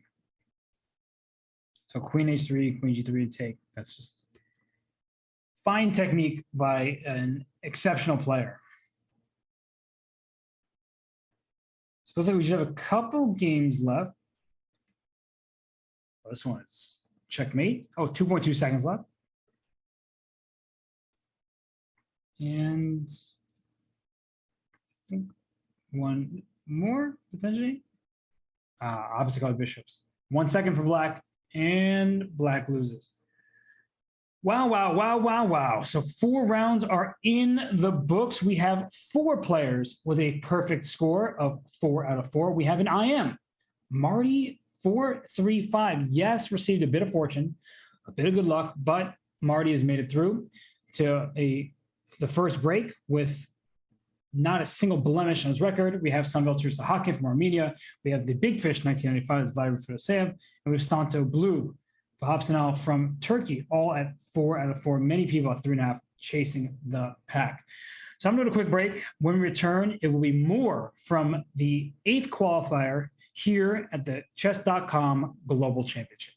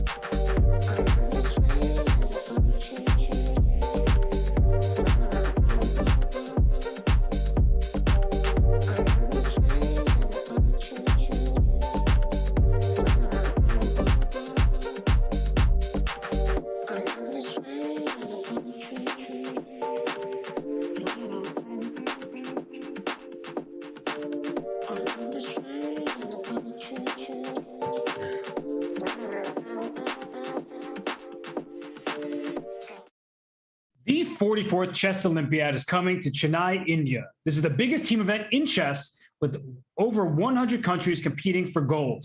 Catch all the action on chess.com between July 28th and August 9th. I will not be covering the event because I will be in Chennai coaching the US team, but it's such a fabulous event. Players from countries all around the globe compete for glory, for gold, and for sport. So I hope you tune in each and every day because 11 rounds of very intense and fun action. But we have intense and fun action right here in front of us today. It's not in India. Everyone is playing remotely. Maybe some players are, in fact, playing from India, though it's pretty late there right now. But we are in the Chess.com Global Championship play-in qualifier number 8. 10 minutes per player, no increment, 9 rounds. The winner of the Swiss goes through. They're in the 64-player knockout. The second place finisher plays the third place finisher for a chance to join the top player in this one in the 64-player field. Players not moving. This is one of those things where you have to be ready, right? You have to anticipate the round is about to start. But big fish, Vladimir Fedoseev, who has what you may consider a favorable pairing, because at the top, it's all grandmasters except for Marty 435. So big fish, can't take his opponent lightly, but it is a favorable pairing by rating and by title. So we see that we have a Caro-Kann, knight to d2, and we see a trade here. And we're going to get knight of 6. Everybody in the universe is playing knight of 6 these days. And taking with the pawn, this bishop often goes to d6. At some point, black castles and brings the pawn to h5. But here, knight a6 is played. Now, don't just take on a6 because you think your opponent will take back. If you take on a6, queen can come to a5, intermezzo with check to this king on e1, and then capture the bishop on a6. So that would not be advisable for the big fish. And if you play c3, which cuts off the diagonal, so you threaten bishop takes a6, black can simply retreat the knight over here to c7, and that was the point of knight a6. Where does this knight belong? You want to think about its future. c7 is a pretty good square. d7's in the way. Maybe you go to b6, but knight c7 does many of the jobs that the knight of b6 does without getting in the way of a potential b5 and so on. So you just need to think about where your pieces are going. Still, this knight on a6 is not going to be captured, because if you capture it, once again, just like last move, queen a5 check, scoops that bishop up without compromising the pawn structure. So as we return to the live position, we do see the trade on a6 now, and we are in an endgame. That's why black was more okay with it. The pawn's not as easy to attack with fewer pieces remaining on the board, doubled isolated A pawns and isolated C pawn. So you may ask, your coaches may have taught you, as Jason Liang, 2460 rated IM with the white pieces, with the black pieces, taking on Fedoseev, who has white. You may be thinking, what do I do about these pawns? They look really, really bad here. And what you often do is push your double pawn up the board, because when you have double pawns, when you have isolated pawns, you have open files, right? Inherent to having an castle queenside came unexpected to me, I'm going to be honest. But black does that to, I guess, apply pressure in the center, maybe rook lift to d5 at some moment. I didn't love the look of castle because I thought a rook may want to sit over here on b8. But when you have an isolated pawn, inherent to having an isolated pawn is an open file. So the d file, open. The B file open as well for black's rooks. And G5 lashing out here on the king side is international master Jason Liang. And, well, I think that white should go about rerouting the knight. Something I talk about very often, a pawn 3 squares away from a knight dominates that knight. Here, the F6 pawn takes away its forward progress. The H4 square also under black's control. So I could see a future knight E1, knight to D3. That's why the F1 rook came over to D1. So when the knight comes back to E1, didn't squeeze that rook in. Instead, the rook is nicely developed on D1. So I really, really like knight E1. There's no attack for black. You're not playing G4 and H5 and H4 and G3. That takes forever. We don't have all day.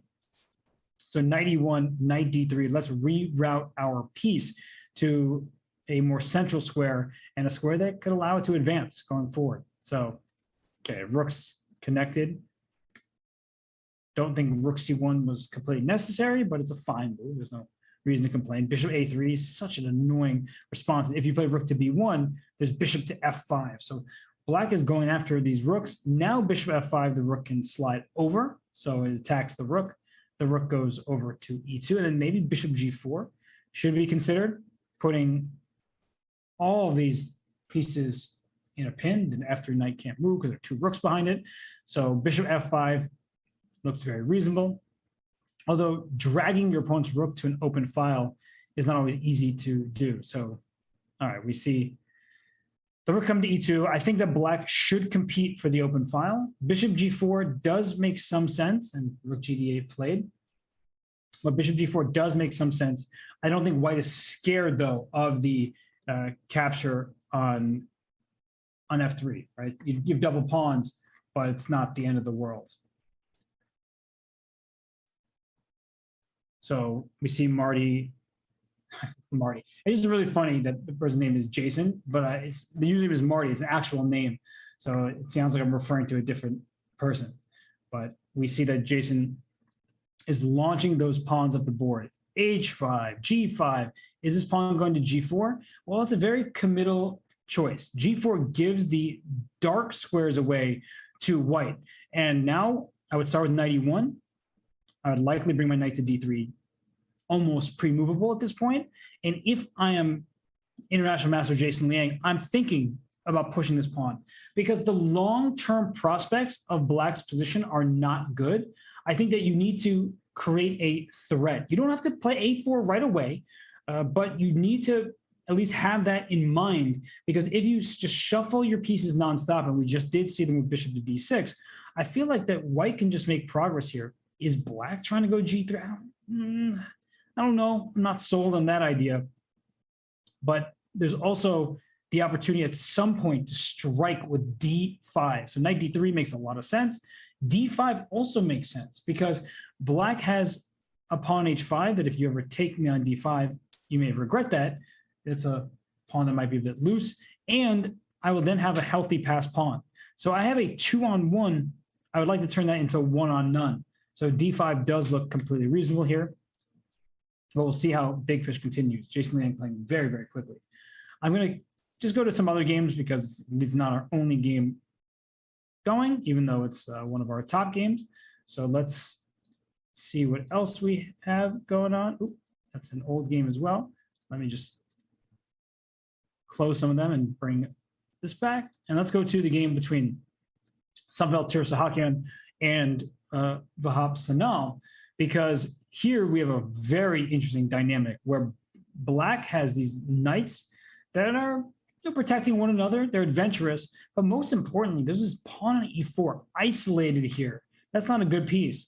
And this pawn on D4 is isolated. Technically, that's true, but it's passed. And that's a very, very strong pawn that can move forward, whereas this knight on E5 blockades the isolated pawn. That's exactly what Aaron Nimzovich taught everybody to do, saying what's important is having a piece in front of the isolated pawn so it can't push forward and clear space for the remaining pieces. So what now for white? This knight can also go into E3, which looks annoying. Yeah, I don't like this position for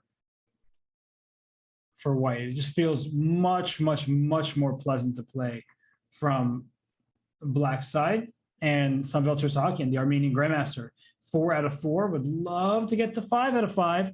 That would be huge for his chances in this tournament, but there's so many people who are chasing these leaders. We have 4 people who enter the round out of 4, but we have, all the way down to 15th place. We have 3 people with 3.5 out of 4.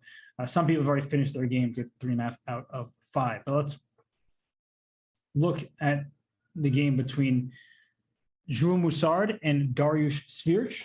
Dariusz from Poland plays for the United States, has gone to university in the US, has lived here for quite a while. And, well, this knight on b6 might live there forever, because I don't know how you easily kick that piece out. That's a pain. And I don't know what you do about that. You're trying to operate on the king side. You see that there's pressure down on g2 and on h3, and you're trying to launch an attack. But this rook on e3, this is why we like our rook lifts. The rook can slide to g3 anytime the queen approaches on the g file. So I don't think that the attack is much of anything. And I feel like Jules Moussard should be happy about the position. As long as he can keep this knight here, black is restricted across the board. So queen d8 may have been an option, which is why rook d1, it's an open file, seems to be a very good choice. Let's not allow our opponent to kick our knight out of here, because the knight and the bishop on f1, they make this rook look very silly over here. And the knight also protects a4 in the event of a takes b4. You don't have to worry about that. So I like the way that Jules is handling this game so far. Slightly better for him, just a bit annoying for black to play. And Jules is up close to 2 minutes. Obviously, and he was up over that before this move began. I see that Ray Robson is playing. Let's go check on Ray. 3.5 out of 4 against Liam Lay, college teammates at Webster University. And what is the deal here? 6 pawns per side. Oh, I love that move. I was just talking about how you want to blockade the isolated pawn. D5 is a fantastic choice. If you take with your knight on d5, I've cleared the square for my knight to go to d4, where I forked your pawn on c6 and your rook on e6. If you take with the pawn here on d5, you have these gross double pawns and a terrible bishop on b8 that will need to stay put, because you don't want to allow the rook to get down to c7. And if you take with this pawn on d5, then I have a 2-on-1. I can actually create a passed pawn here.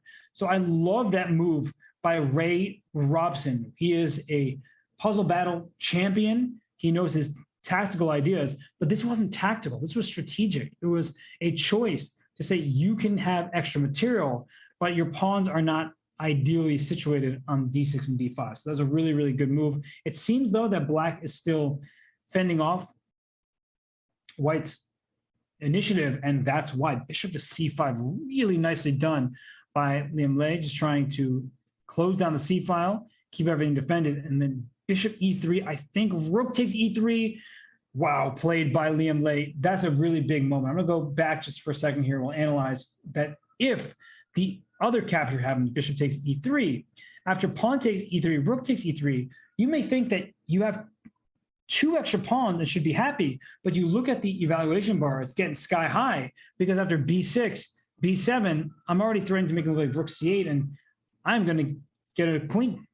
You're probably going to sacrifice a piece, and if you're sacrificing a piece, if you're even able to do that, then white is clearly in the driver's seat.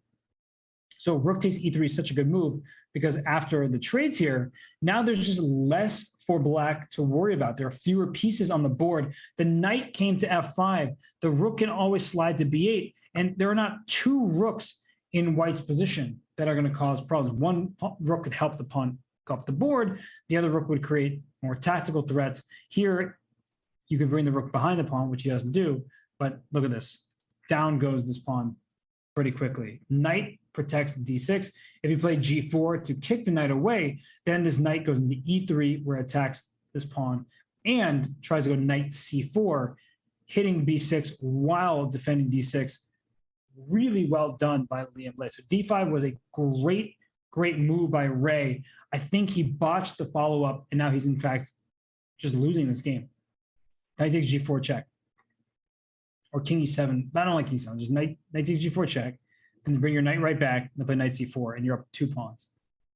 And knight endgames are closest to king and pawn endgames, so that's why the 2 extra pawns are really, really, really important here. And Liam Lane does not need to be asked twice. Just bring that knight to c4. And that should do the trick. So I'm going to keep on moving.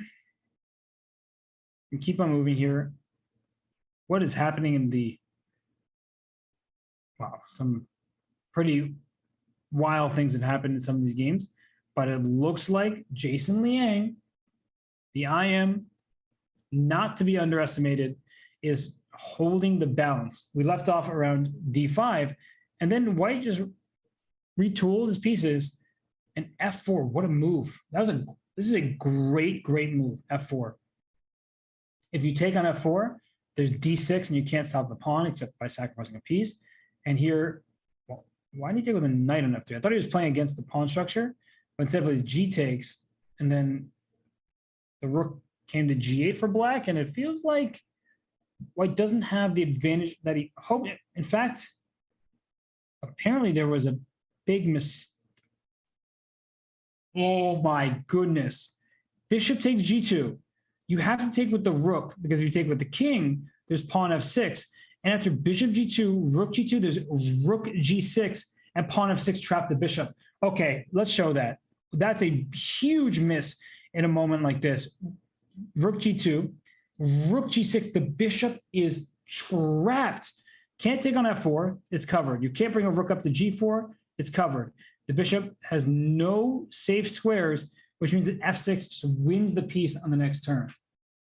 So that's a huge missed opportunity by Jason Liang. He'll probably kick himself for that. And now all of a sudden, Fedoseev takes a pawn, and bishop takes e3 likely will happen at some point, which should give drawing chances. And if you don't take there right away, you can also have bishop b1 and just go after this pawn chain. We like pawn chains because it means that it's harder to attack your structure. A pawn chain is only as strong as its base pawn. So a2, normally a very safe and sound piece. Here, bishop b1 goes right after it. And if the pawn moves, then the b3 is the base of the chain. And then it's quite natural that black continues by wrapping the bishop around and starting to take those pawns. So this looks like it's a non-issue for Jason Liang. And I think that Fedoseev needs to speed up. I understand he wants to win this game, but if he plays so slowly, he might just lose on time. He is a beast. He's so good at speed chess, at blitz, bullet, classical, rapid, you name it, he's good at it. But he's now down to minute 30 as opponent is playing well. So bishop a2, maybe a5 first to stop this pawn from going to b4. Actually, I really like a5. Seems the simplest. And if White isn't careful, many of these pawns might fall, because once you get b3, you might have bishop b2 takes a3. So bishop a2.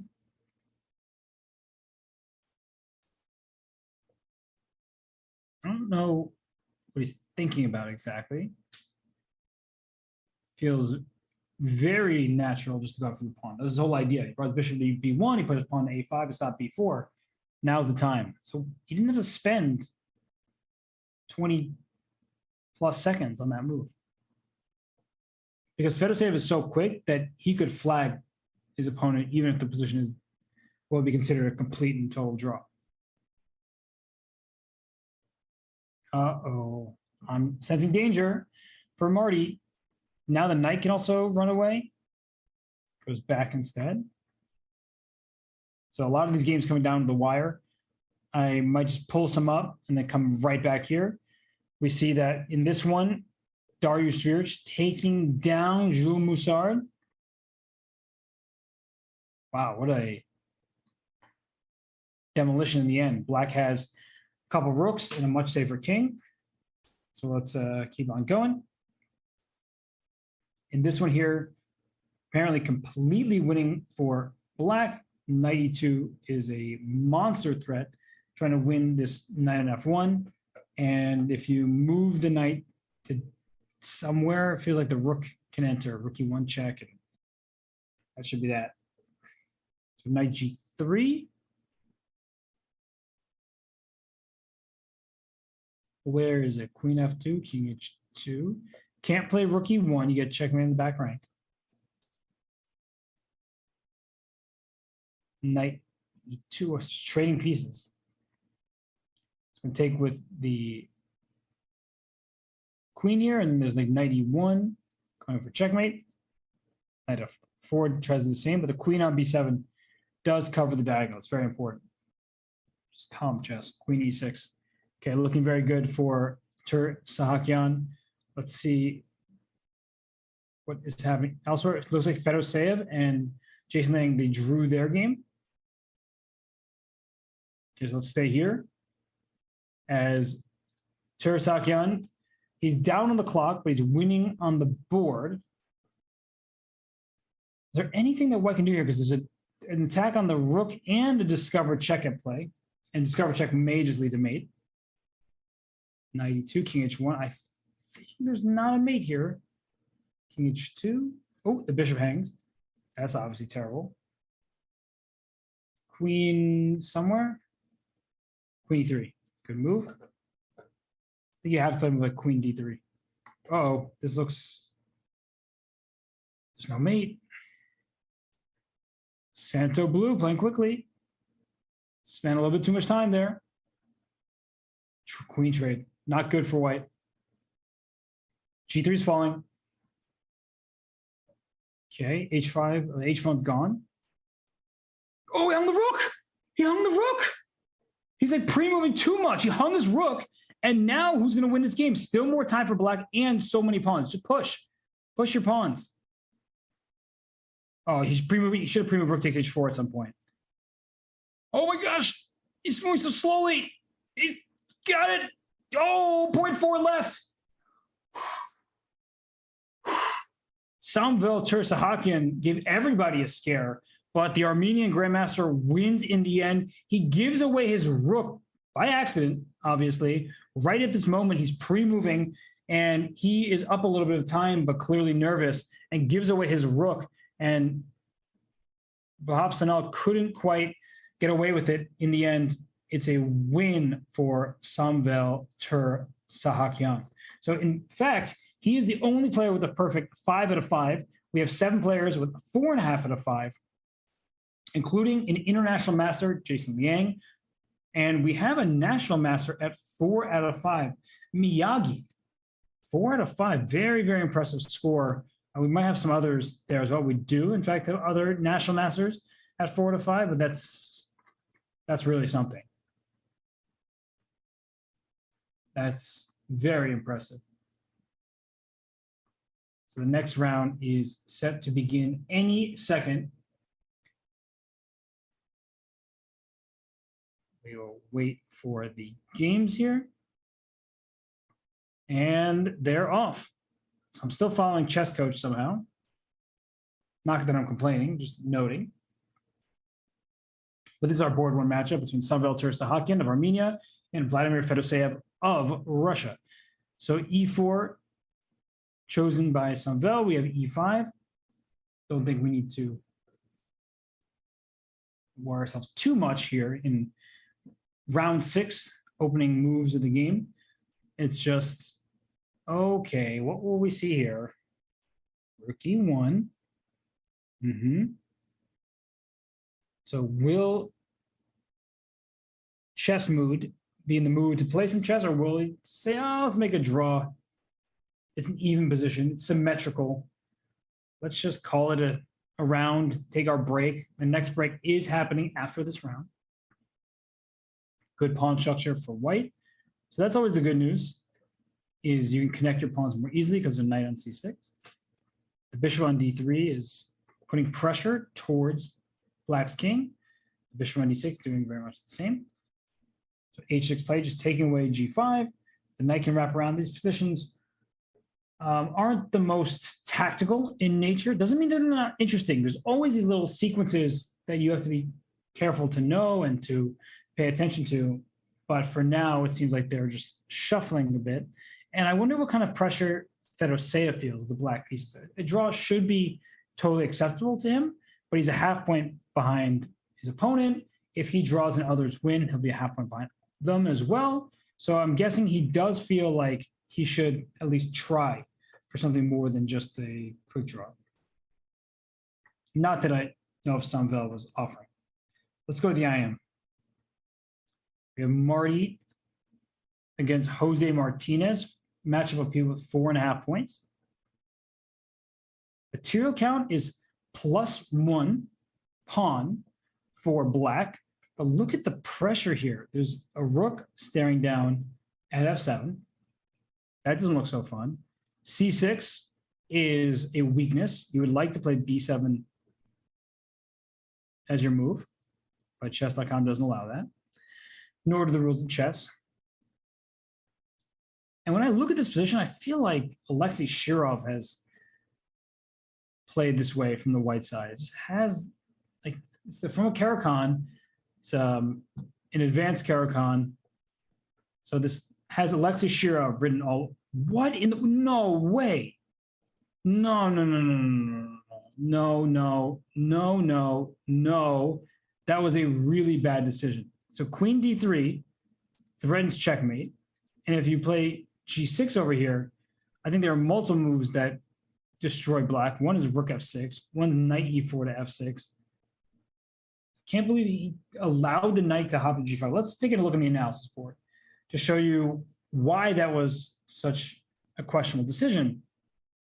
There's no immediate deadly threat. I guess bishop takes e7 is scary because you can't take with the queen, otherwise you lose c6 with check. So now that I mention it, I get behind it. There is that idea, but bishop takes g5 just feels way too accommodating. There must have been some tactic or some move that even move like bishop d8. So if you take, the rook can capture back. It doesn't just hand all of the initiative to white, because what's happening right now is with black castling, I really feel like it's about to be a disaster. Your dark squares are weak, knight f6.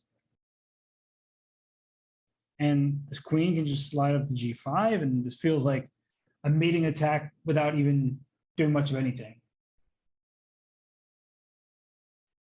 So this is miserable for international master Jason Liang.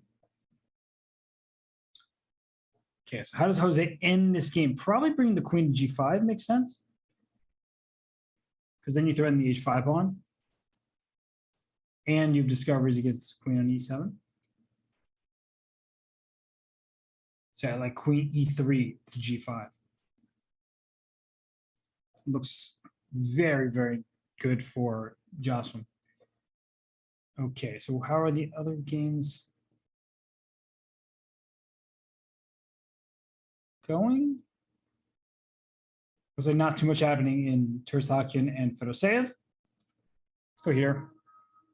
We have Liam Lei with the white pieces, and the material is actually even, although in our new game here that we're looking at, the material is even, but it's not a symmetrical pawn structure. White has an a3 pawn, black is a d6 pawn, but white's pieces are just better, and you're going to play on the queen side. So white's plan is actually very straightforward, and black would like to orchestrate some kind of attack, but with his bishop coming back to f1, I'm not sure where the focal point is supposed to be. White has no weaknesses.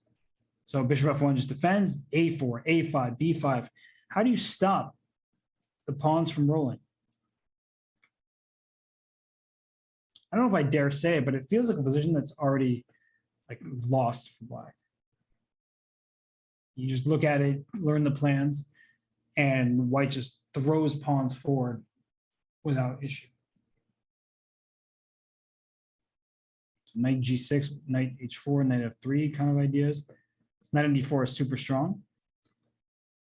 And a4, a5, b5 as mentioned. It's just too easy. So b5 Rook takes a5? What was that?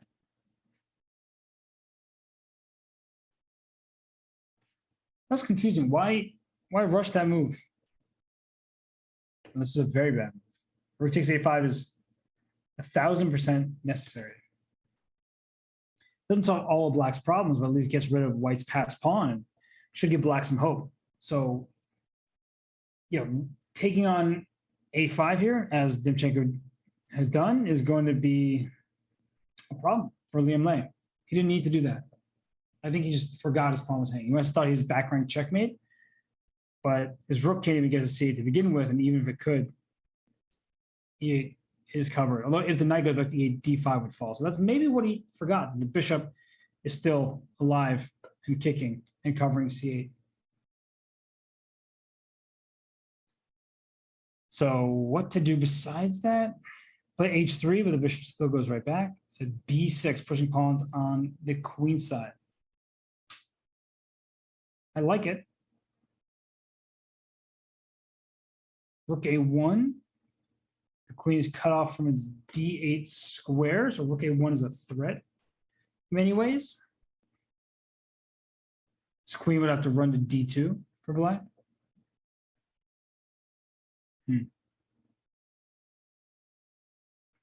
Yeah, White's the side for choice. I don't like these types of positions from Black. You're hoping for some kind of initiative, some attack, but getting a pawn over here is unfathomable. It's not a real idea. So knight d3 played. And rook a1, there might be queen d2. That's a try. That is certainly a try.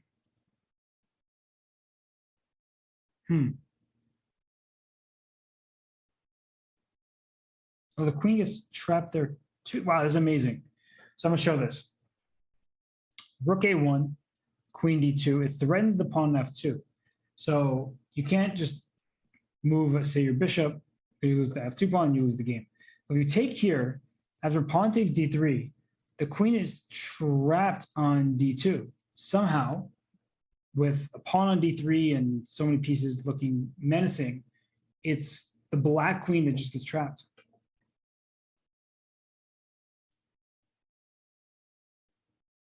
So we see a trade. Rook a1. Do not play queen d2. You get your queen trapped with bishop c3. And if you play queen c5, there's bishop a3, which is probably causing a lot of stress for Demchenko here. This isn't a move. You might need to play queen c5, and then after bishop a3, play queen back to a5, because you pin the bishop on a3. So you might need to do something like that. It doesn't look good, but it might be required. So Demchenko burning clock, trying to figure out what to do. We have a great game between Dariush Siric of the white pieces and Baku Boulevard. That is Rauf Mamedov from Azerbaijan.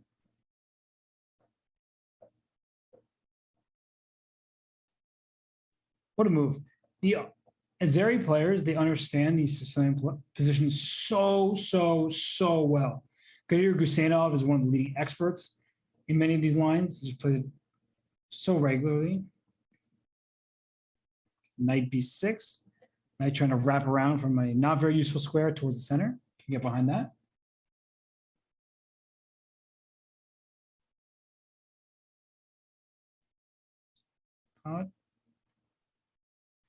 There's knight d5 or knight c4. Although actually there's maybe not knight d5. I think I got ahead of myself. Because if knight d5 is played after Black takes, White takes back, there's a move g4, which is really important because you remove the defender of the d5 pawn. The rook, the queen, and the knight all team up on d5. And if you try to take on bishop e4 or something like this, well, your d5 pawn's not going anywhere, and a2 is going somewhere, going in the player with the black, Aces belly. Free pawn. Gladly take it. So rook c5, e5. Wow, what a game this has been. Can you just take it? What's wrong with taking on e5?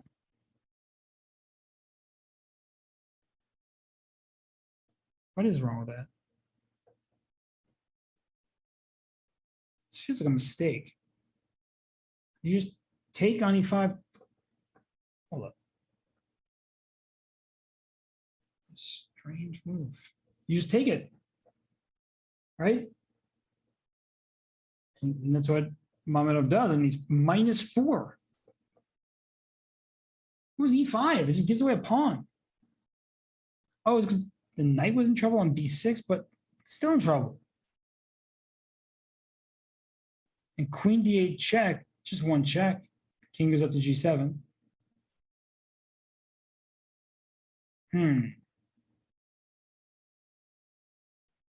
Okay, but you can't take on g5. All right, we're going to analyze this real quick because it's a bit confusing and I'm trying to figure it out.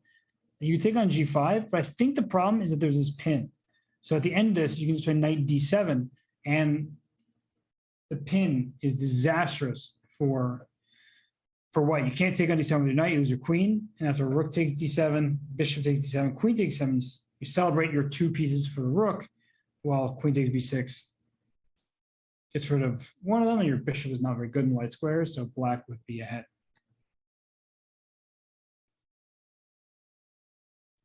And still thinking is always a bad sign.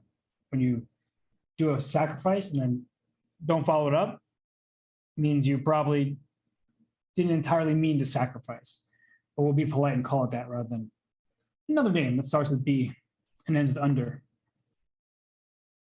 All right, let's go to more games here. Fedoseev just, Josh from Fedoseev played Marty last round, just completely winning this game. Open H file, open F file, king on G7 in bad shape, E6 is hanging.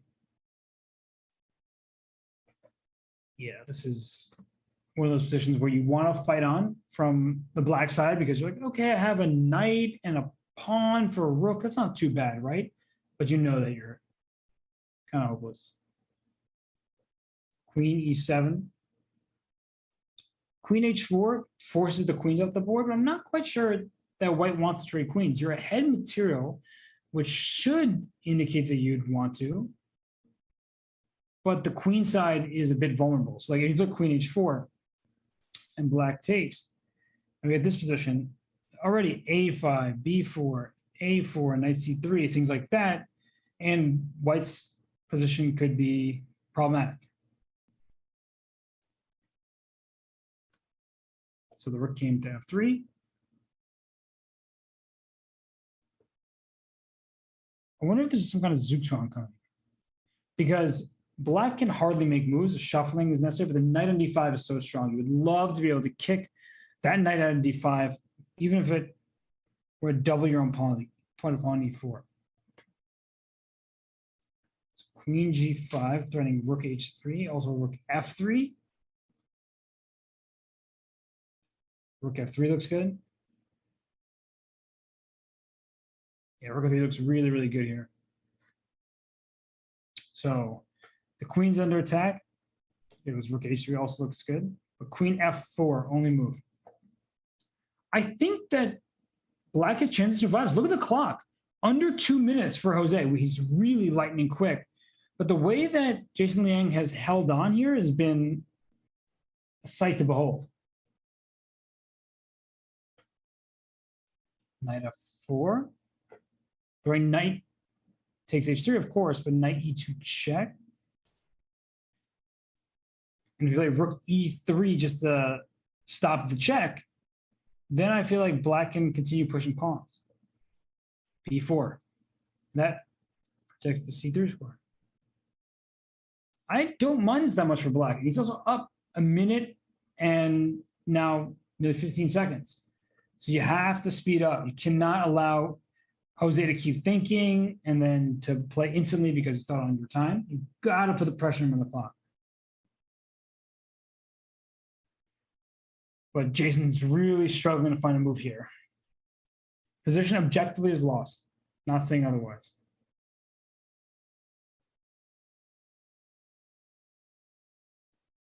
You just feel like at some point you've run out of moves. It's the big problem.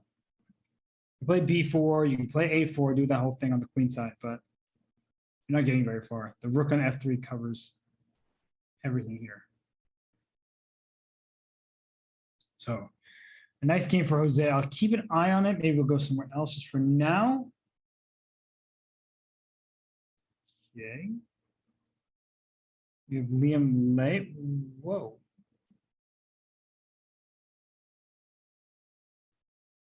Okay. White is just up a piece. Don't think we need to calculate. And black's down to 37 seconds.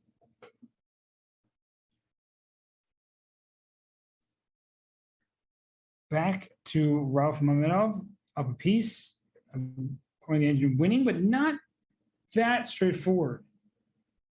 Black's king on g7 isn't the happiest king in the world, not the safest king in the world. Queen h8 check, already a huge threat because checkmate. King h6.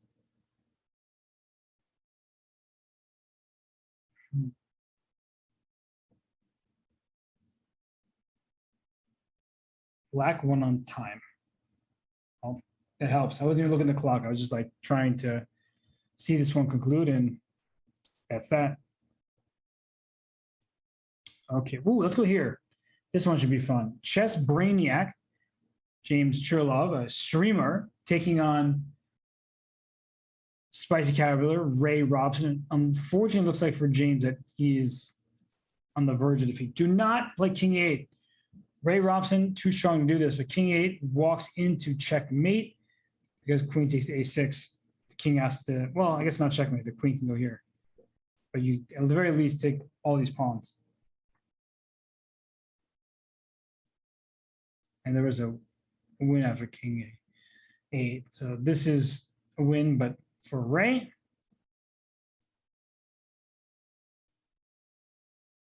Okay, let's go back here. Oh my goodness. Jose is up on time, which is great, but he's not winning anymore. He is in a position that should be a draw with precise play, but good luck being precise when you have 30 seconds left. Let's see how this is done. Good move, knight g3. Okay, knight f5, and g3 check. Or not. E3 king move. 17 seconds.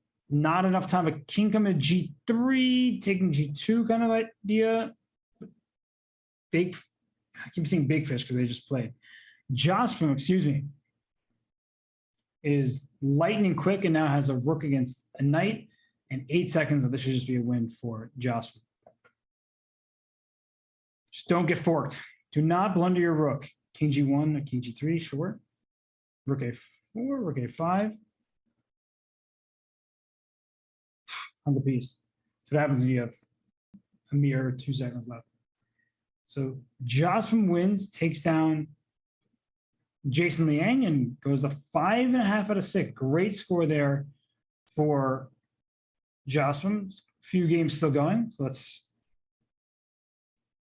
click on those. Just resign, please. 1 on time. Probably would have saved time by resigning.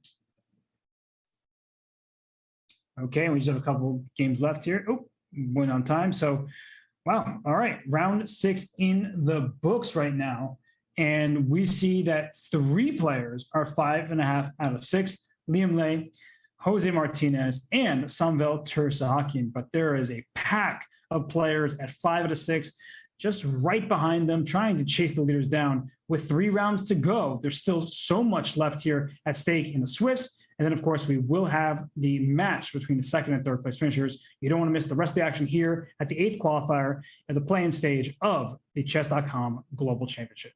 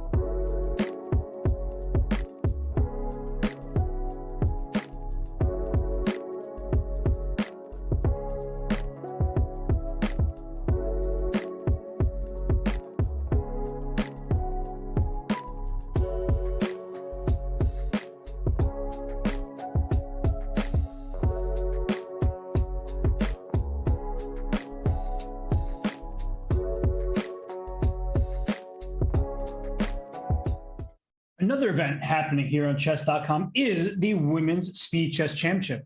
Look at many of the top players in the world duke it out for first place. And as you see in the bracket, 3 semifinalists are set: Valentina Gunina, Vaishali, and Katerina Lochno. And Hui Fan, the former women's world champion, the highest rated women player in the world, active, at least semi-active. She doesn't play that much, but Judith Polgar is retired. She takes on Alexandra Kostenyuk in the next quarterfinal matchup right here on chess.com. But right here, right now on chess.com is the 8th qualifier in the play-in phase of the chess.com Global Championship.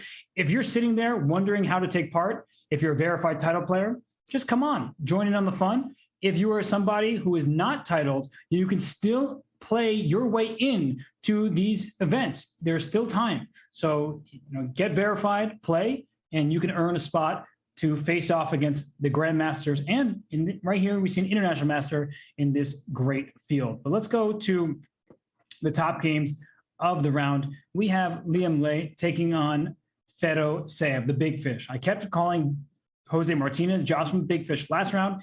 Now I have it correct.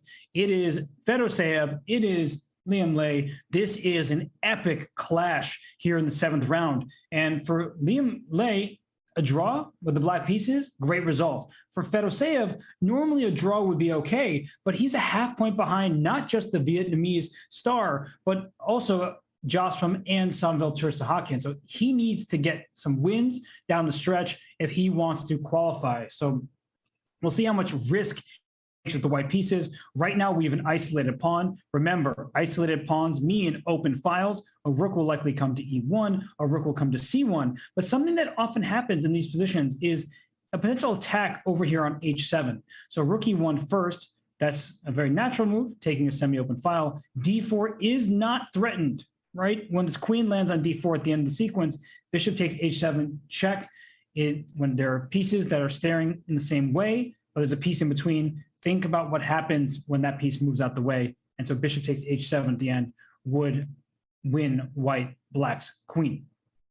So h6. Do I want to take on f6?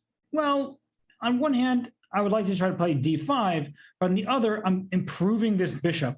This bishop gets to f6, where it stares down this diagonal, and that's going to be a problem for white to deal with. So black wants some trades, and we see knight h5 doing just that. If you take on e7 and this knight takes back on e7, you have full control of the d5 square, which is why d5 was thrown in first. A really, really good move there by Fedoshev. And this is a high quality clash between these two super grandmasters. And the point of d5 is that once black takes on d5, and you have to take on d5, if you think you can get away with taking on h4, you are incorrect, because taking on h4 would allow d takes c6. And after bishop takes c6, there's the move knight e5. I'll just show that really quickly and go right back to the game. That bishop h4 would be a blunder, because knight to e5 is a double attack of bishop on the queen side, knight on the king side over here. So this would not work out for, wait a second. What? No way. Liam Lei just blundered. There's no way. Knight takes here. Queen. Oh. Okay, 1 second. That was a mistake, because knight takes c6, queen takes d3 to gain your piece back, and then g3 is an itty-bitty fork of the minor pieces. And very importantly, this queen is, wants to go to g6 and say, okay, your pawn is pinned. But in a situation like this, I actually don't think you can get away with it. Even the move rook e4, hitting both these pieces, yeah, it's a little bit complicated. I guess there's still a little bit to prove, but it was just game ending as a tactic. You win a minor piece thanks to the fork of knight and bishop. But instead, Fedoshev retreats his bishop to f1, which honestly is a great move, because you're still threatening knight takes c6 and g3 at the same time. So maybe my reaction, just because I thought you were winning a piece directly, I didn't take into account that there were some resources there for black to make white's life a little bit more challenging. Maybe this is actually the simplest solution. So I take it back. It's not too late to say sorry. Then now you're just trying to win the piece without worrying about your pawn being pinned, none of that stuff. Queen trade could happen, G3.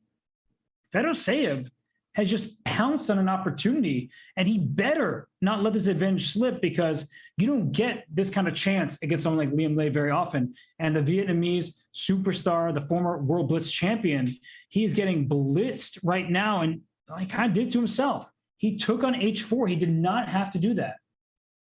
That was a shocking blunder. And it turns out that bishop F1, just like knight takes C6, it allows white to go up a piece. If I'm playing this position, if I'm looking at this from the black side here, how do I get the most for the piece? That's what you want to figure out. And I think I would retreat my bishop to B7. And the reason why is if queen takes queen, you can take with the bishop. So now you don't lose a piece anymore. You're very happy about that. After bishop to B7, you play G3 still. And then maybe I move my knight, because if this pawn, not if, when this pawn takes on H4, the king on G1 is exposed. So at this point in time, knight D5 seemed reasonable. G takes H4, queen takes H4. I see the plus 3.5 evaluation, but I don't think it's actually that simple at the moment, right? There still is some opportunity for black to survive this game. You have 2 pawns for a minor piece. The king isn't safe. And because you have 2 pawns for a piece, even in the event of a queen trade, your attack is gone, but you still have chances to maybe survive in an endgame. So it's bad for Liam Lei. There's no question about it.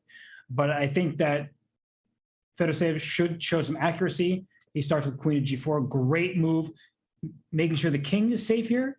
And if the queens stay on the board, it's very likely black's king that's going to get in trouble, because the G file is open. You could see a rook lift. You know, trading the queens just felt losing, which is why Lei decided to avoid that. But rook D1, trade bishops, feels like you're quickly going to find yourself in a hole that you can't get out of. So wow, that still was a surprising turn of events for Liam Lei. I mean, he started out with 5.5 out of 6, looking like he was the person to beat in this tournament. And unfortunately, he became the person that is going to be defeated, because Fedoseev is not going to ruin this advantage. There's no way that I see that happening. So we're going to come back to this game, but I'm going to see what's up with Jose and Samvel. Jose Martinez with the black pieces here. Pawn structure a little odd, right? Because black missing a G pawn with an isolated H pawn. White has only 1 pawn island. So that's good news for Tersakian. Bishop D7, I think, is a mistake. And the reason why this is a mistake is your knight on G4 is trapped. And actually, how are you saving this piece regardless? But I was going to say, if you play bishop to D7, white takes, and once you take back with the queen, there's F3, and this knight's trapped. So that's the big idea. And in the game King F7, there's a vital difference here. So if white plays F3, black takes on H4, rook takes H4, there's this move F5. Now the rook on H4 is under attack, the pawn defends the knight, and now the knight has a square to retreat to. So that's actually pretty cool. That the reason why Jose can get away with this, he's worse, but he's not lost, is because of this move F5, which opens up the queen and the diagonal to this rook that is loose on H4. So pretty cool stuff. I like to see the early game tactics. Very instructive on how you can get away with what seems like a shaky opening. So I just want to keep looking at some of these games, because Benjamin Bach, the Dutch grandmaster, he is back to 5 out of 6. He lost the game and won the early rounds, and now here he is against Renato Terry Lujan, the international master from Peru. And I am in titles, but a GM in strength. I don't think that's up for debate. Always playing well in Title Tuesdays and here in these global championship qualifiers. With D5, he strikes in the center. You cannot take this pawn D5 without losing a full rook down on C1. So if you can't take on D5, I'm very worried about white's position, because black's next move is actually bishop B5. Move your bishop to B5, I think. You can't take the bishop for the same reason. You lose your rook. And if you don't, Well, let's count how many attackers we have. That looks like too many. 4 attackers on this one pawn on c4, and white just doesn't have enough firepower to defend. So it's a bad situation for Buck, who has just worked his way back toward the top of the leaderboard. He has his work cut out for him because his pawn is under pressure. The c file control good for black, and bishop b5 already asked a very, very big question of how to even respond to that single move. So we will keep looking around here. I'm going to check out the game of Eduardo Iturrizaga, and oof. Wait, what just happened? This king looked very weak, but then knight c4 check was played, and queen d4. That's a double attack. Oh my gosh, white is down a piece, but winning it right back. And that's a rushed decision by Grandmaster Iturrizaga. Let's just go back in time before the knight went to c4, and let's count material. I see 2 knights and a bishop, and I see a rook and knight. So it is 2 minor pieces for that rook and some pawns. The pawns aren't important when there's a king on d2, and black is just cruising after rook to c8. Instead, he rushed it with knight c4 check, and after takes queen d4, loose pieces drop off. Bishop on c4, not protected. Knight on f6, not protected. Queen on d4, attacks them both.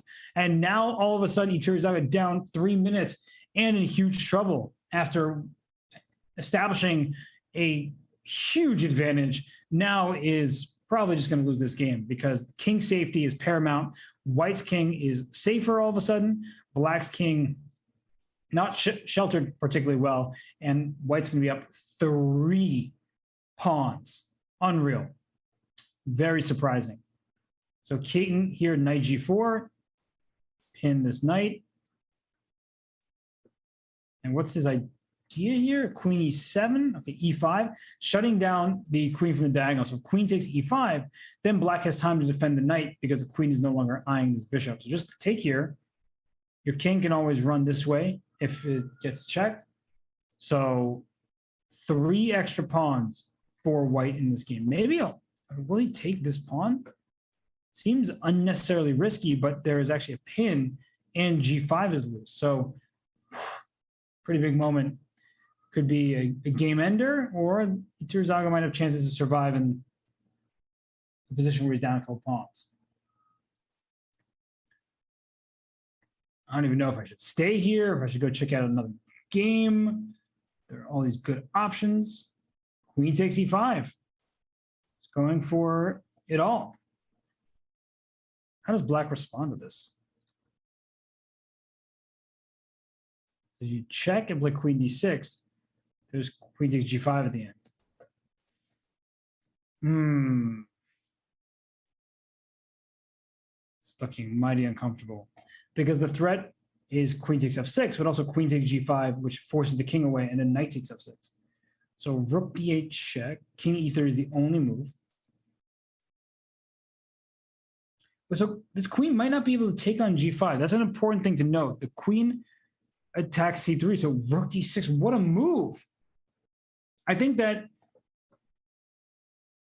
Peon Rojo got too clever for his own good. No, this is turning around. Turning around completely. c3 is hanging with a big check, and the knight is defended. Okay, so king g8 or king e8, knight takes f6 check, you lose the game. King e7 force, and now there's no queen g5. This pawn is hanging. What do you do here? This queen is in trouble. Wow. Queen takes e5, a brave decision that backfires, even though the advantage stayed with the player with the white pieces. Very difficult when your king's on e3. I don't even know what to do here. What moves to make. Queen takes c3 is pre-movable. I don't think there's a single way that white can protect that. So queen takes c3, you can actually pre-move right now. So king f3, knight takes g4, which hits the queen. but there's queen g5 check. And the knight goes back to e6, f6, e5. What a position this is. But black has no time. I think that if you're Iterzagi, you might need to try to bail out, because without time on your clock, you might just get checkmated.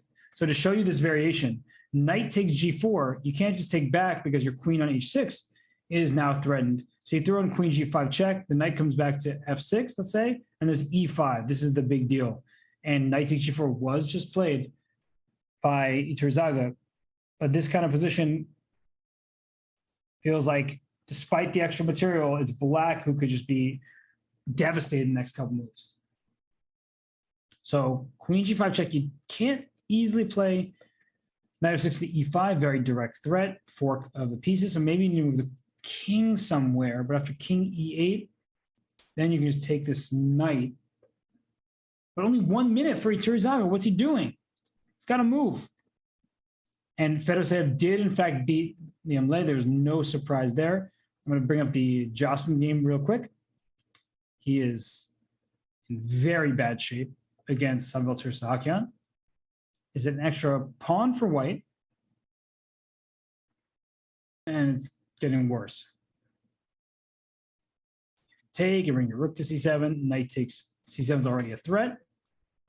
I guess not quite yet, because rook e8 is a rook c8 is a pin on that knight, but you have to watch out for that pawn various moments. Knight e3. So forward and rook h4 going for this, but knight takes d5. Rook takes h5. White is still up a pawn, but even clock situation. And Jose is the faster player. There's no debate about that. So Tirsakian better speed up right now. He cannot afford to be in a bullet scramble. Okay, I went to c3. I'm going to bring back this Tirsakian. What is happening here? What it is ain't exactly clear. Just trade queens and play king f4 and pawn f3. White can never lose this game on the board, and white will win this game on the clock. King f4, pawn f3. Just look at this construction. Flag your opponent. Are we going to watch the world's slowest flagging? Because white has 3 minutes and 20 seconds. He's just trying to figure out a way to play good moves while also flagging his opponent.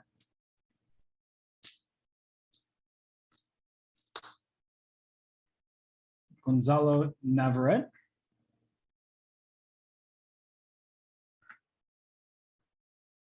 Just sit back and watch. You enjoy the show. You know, just try to flag your opponent. That's all you need to do. I think that white is thinking too much. Maybe think about going f4, and that starts the move counter over again. Reminder, 50 moves without a pawn push or a piece capture is a draw. So at any moment, we're going to see a pawn push here for g3.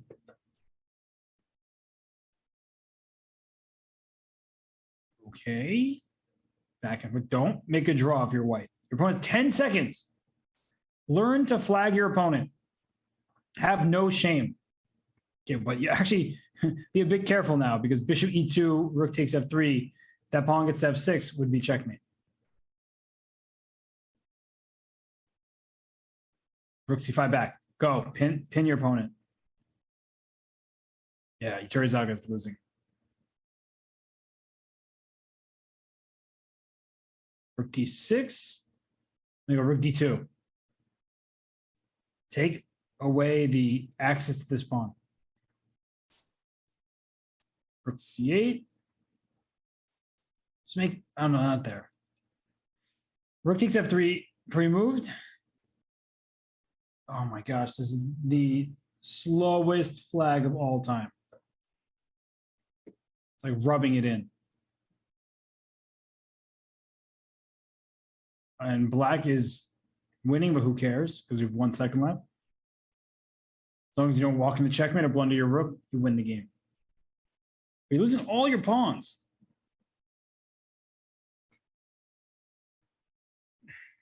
Oh, it's close. King f4. King f4. Oh my gosh, it's mate. it's mate.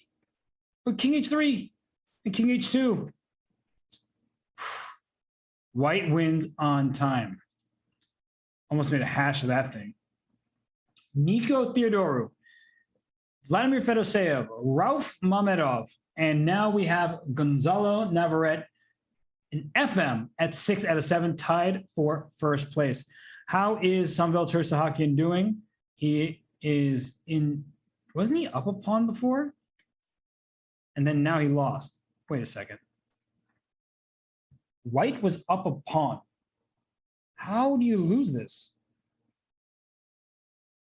Okay, that's how. You get kicked around and you get your pawn structure ruined. And now black is a very nice, healthy pawn. And rook c4. Just struggling to make any single moves. Knight's coming d4. Forking. Oh, gosh. What a turn of events this was. So Jose Martinez wins this game. And he moves to 6.5 out of 7. That puts him in clear first place, and nobody can catch him. So the round is over. Jose, 6.5 out of 7. Likely 2 draws will be enough for him. Well, you never know. Maybe there are some people who are chasing and will be able to catch up. 1 second for black. Just go e7. Oh, it's objectively winning. Win on the board. G6, G7, and so on. Wow. Christopher Yu goes down. And we have just Jose in with 6.5. He wants to join some of the luminaries, some of the best players of the game today and of all time in the knockout, the 64-player knockout. We know that Vishwanathan Anand, Maxime Vachier-Lagrave, Jan Krzysztof Duda, Wesley So, and Veselin Topalov are all taking part here in the Chess.com Global Championship. So will Jose Martinez be able to join them? That's the big question that everybody's asking right now, because he is 6.5 out of 7. And those superstars, those super grandmasters, some former world champions in there, they're not going to take a player like Jose Martinez lightly. They know how strong he is as we head into round 8, and he is the sole leader. There's going to be no easy opposition. That's just how this tournament goes. And speaking of no easy opposition, we have Jose Martinez and Vladimir Fedoseev. They are playing with first place on the line. Fedoseev gets the black pieces. Jose Martinez, not always the most aggressive opening player with white. He plays a lot of C3 Sicilians, quieter setups. So I don't think that Fedoseev is going to be happy about that. When you need to beat somebody, especially with the black pieces, you want them to take risks. Jose Martinez, the only thing he's risking is his time, because he wasn't moving instantly as we are accustomed to seeing on the first turn. But now we have a Sicilian. So Jose, I know you're not listening because you're playing and there's a lot of fair play stuff going on, but play your Alapin, play your C3 Sicilians. You don't need to risk anything. You have the lead, and there it is. Good decision by Jose Martinez, because while Fedoseev is one of 4 players with 6 out of 7, they're playing each other, right? So if Jose can win, he'll play one of the people if somebody gets to 7, and then if he draws again, I'm guessing his tie breaks are the best. You don't want to rely on tie breaks necessarily, but you also don't want to start taking unnecessary choices when all you need to do is keep your lead. You don't need to beat people. If he does win his game, he might lock up first. But what my ultimate point is, you don't just throw pieces for checkmate, expose your king, do things that are kind of out of the norm, because what he's been doing has been working. So don't take too much risk. So bishop d3 was played, and now Fedoseev thinking. Oftentimes, black can play with e5, which tries to compete with the center. It turns into a Spanish type of position. Start with bishop to g7. But what is Fedoseev now thinking about? Don't tell me there was a draw offer. There was not a draw offer. So maybe he just needs to take a moment. So while Fedoseev thinks, I'm going to pull up Nico Theodorou's game, taking on Jules Moussard. And we have a position where if you look on the queen side, the side that controls the pawn breaks is often the side with the advantage. I say this quite regularly. And there we see it from Jules Moussard. C4 is played. And the reason that's a dynamite move is because there is an issue with your knight being loose on C6, as well as your pawn on C7 behind it being unguarded. This looks really bad, actually. If you take on C4, white just takes back. And now you have multiple problems in the position. C7, A6 split, isolated, targets. White's bishop on D2 doing some very important work in defending that pawn. So C4 played by Jules Moussard. He needs wins and he needs them now. And for Nico Theodorou, he's probably feeling uncomfortable. It's move 22. Jules has not spent any time, approximately 3 seconds per move, which is nothing. And has a good position. And has a very, very good position. So rook e6 play to defend that knight. I'm taking on b5. Maybe I'm trading queens first, but I'm taking on b5, seeing black take back with his pawn, and then establishing an outside pass pawn. That's really important. So queen takes d3. Rook takes d3. And take here. White just has this nice outside passer that black is going to have a hard time dealing with forever, but for the moment has under control. So I do like Jules' position. What else is happening? Here we see that Rauf Mamedov has a pawn diamond. Right there. And there's tension towards f5. If this pawn has to move, then white has control over this diagonal, which is very important. And there's a reason the bishop is on h3. It just went there because the bishop on g2 is staring into its own pawns. Bishop on h3 is applying immediate pressure to a weak point in black's position. And I think that leaves white clearly better and not just due to the minute and a half lead on the clock. This bishop's getting in. That's not good news for Peon Rojo. Okay. Takes, sure, but that's a bad move. That's a really, really bad move. Whoa, whoa, whoa. What was just happening here? So after take on e4, queen g4, that looks good. Looks really good, actually. Just going for this and going for this. There was something better according to the eval bar. I'm not sure what it is, and this is just good enough. If your best option for black is to take, just so you can free the f8 square for your knight, you're clearly not doing very well. Oh. What?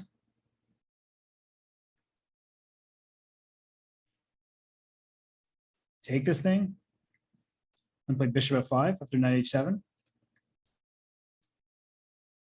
Oh gosh, you just take this pawn next. If once black protects the knight, it's over. Completely over. This was a one-sided affair. Just take it. White's up a couple pawns. Black's king isn't safe. Just don't blunder things like rook takes g3. Great move, king h2. Next move is rook f3, rook to f1, and take over the open file. There's one really sad point here, that if you try to fight for the open file and you play rook to f8, that there's a move bishop takes h7. This is actually incredibly sad for black. Take with the queen, you lose your rook directly. If you take with your rook, you open up this queen to the rook on f8. So instead of playing on, black just resigned. So just to finish off that point. So rook, oh, sorry, it's black's move. I should be able to do this.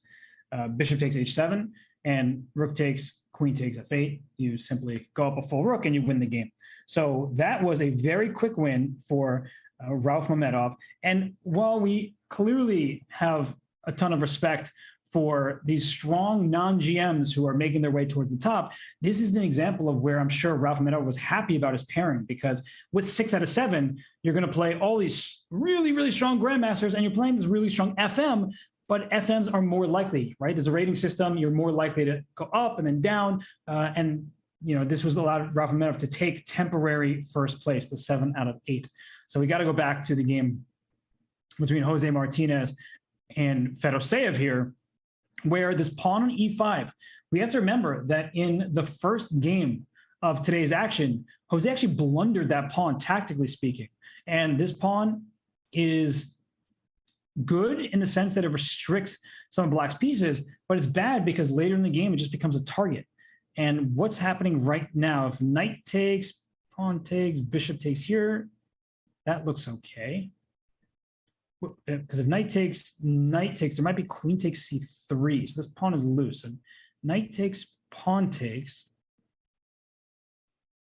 I hate this bishop on g3, but I don't really like bringing a pawn to d4, because then d5 might happen. So maybe it's not necessary to take this way. Interesting position. You take with this knight, and after pawn takes, you can play bishop e6 and play bishop d5. That actually is quite thematic, and it's a good way to blockade White's progress. Although I'm now seeing you have to be very careful not to allow an eventual e6. So knight a5 played. Looks reasonable. And Fedoseev needs to win this game. We just saw Ralph Mamedov go to 7 out of 8. If Jose draws this, then he also goes to 7 out of 8. So what Fedoseev is doing is really smart. He's trying to take control of the square in front of an isolated pawn. We've been talking about this throughout today's action, that when there's an isolated pawn, you want to blockade it with a knight, preferably, but you want to make sure that it's a target that is not going anywhere. And here, I think that Fedoseev is accomplishing just that. Rook comes to c8. The pawn is in some trouble. The bishop on g3, not very helpful towards the king side. And with split pawns here, I don't care that the evaluation bar says zeros. What I'm saying is that Black has the better chances to take this game. Now, knight f5 has to be considered when there's a queen in line with a rook. The rook usually wins that showdown. So knight f5 can go for Black's very important fianchetto bishop. You play queen c7 to keep this pawn safe and sound. If you take on g7, the king can just take back. And while you've lost what is often considered your most important defensive piece, we should show appreciation and love for the knight on e6. I'm going to show that quickly. Knight g7, king g7. Thank you, knight on e6, because you take away some very important squares while covering this g7 square and just peering over the pawn on e5. So this kind of situation is just bad news for White with his bishop on g3 that cannot get activated. So the knight came back to d4. The queen went to c8 this time around. Fedoseev does not want to draw. He could have played queen d7 and repeated moves. He says, no, no, no, let's play on. He's up a minute on the clock. He has the strategic edge here because of this isolated pawn on c3 and as well as the pawn a2. This feels really nice for Black. So what Jose needs, what Jocelyn needs, is to start attacking something. He needs to find a target. He plays queen e4. He might want rook to b1. He's going after this b7 pawn in some ways. He might swing his queen to h4. And if you're not careful, there is a big attack that could be brewing. So I get what queen e4 does. I like it a lot. It's going queen h4. So how do we deal with that? Knight f8 at some point could be used to defend this pawn, but that feels way too passive for the time being. What else can we do? Knight c5 encourages the queen over there. And I don't know if I really want to do that. That seems like it's too accommodating because now I'm removing some of my defenders, which will allow White to step forward in the attack. So h6, okay. I think that's just a perfectly sound move and played relatively quickly, keeping that half-minute lead on the clock. Knight e6, queen e6, this knight on a5, not all knights in the rim are dim. That knight is protecting b7, very important, and will eventually try to go to c4. So b6 is in the future. Rook c1, a defensive move. I like b6 right now. So that way you don't have to worry about anything over on the queen side. is an argument to be made for the queen c4 as well, especially now that a2 is loose. You're pinning this knight on d4. Fedoseev plays just that. And the queen on c8 is doing the same thing that the queen on c4 does, defending this e6 knight so you don't have to take with the pawn. Okay. Jose, down a minute now. Queen h4 played. e7 is a target. What should black do here to protect that pawn with a king f8 or a bishop f8? Both look a little suspicious. I don't think I love those moves. King f8, knight e6, queen e6. Okay, they get that. Rook e8. Just Fedoseev, this has been his bread and butter in this game. He is playing solid, quiet moves, maybe not objectively the best every time, but the moves themselves make perfect sense. And he is maintaining his slight lead on the clock, and that could spell trouble for Jose. So knight takes e6. Knight d4, good move. e6. What is black going to do after e6? Can you push this pawn? I don't think so, not so easily. Because if you push that queen g4, he wants e6, but black is first. Black is first. Fedoseev has to play e6. He does find e6, and now black is better.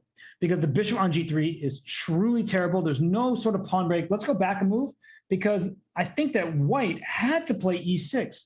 What's the downside of that move? If black touches the z pawn with a move like f5, then already there is going to be an issue for this king going forward, right? Bishop f4. If you play g5, I think I can just go like this because your king has no defenders whatsoever. And I'm not sure how you respond to e6 because the evaluation bar, okay, it says better for white, not the biggest deal in the world, but you don't want to push your f7 pawn. So maybe you leave it and the queen recaptures, but white is definitely happy about that transformation of structure. So queen g4, e6, h4, h5, this is just light square control completely on the king side over here. I don't know if you can take on a2. Now you can, because the rook defends the knight.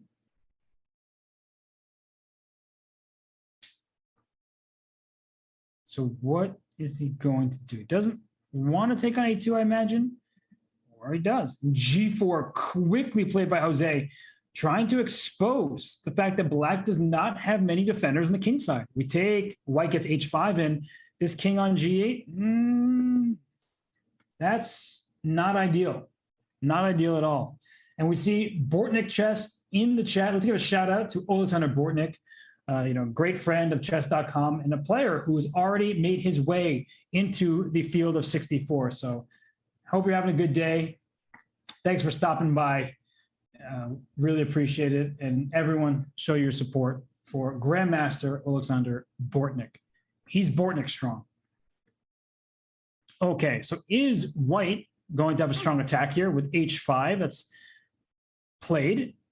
If takes, and this is looking really dicey for Fedoseev. We knew he'd have to take some risks if he wanted to reap the rewards of this game. And he takes on e5. He has no fear about this capture on g6. What is he going to do? Is he going to play f5 in response to h6, g6? Is there some other move in store? It's not like white's king is that safe, but something about this is looking shaky for black's king. Knights are tricky pieces. They hop around everywhere.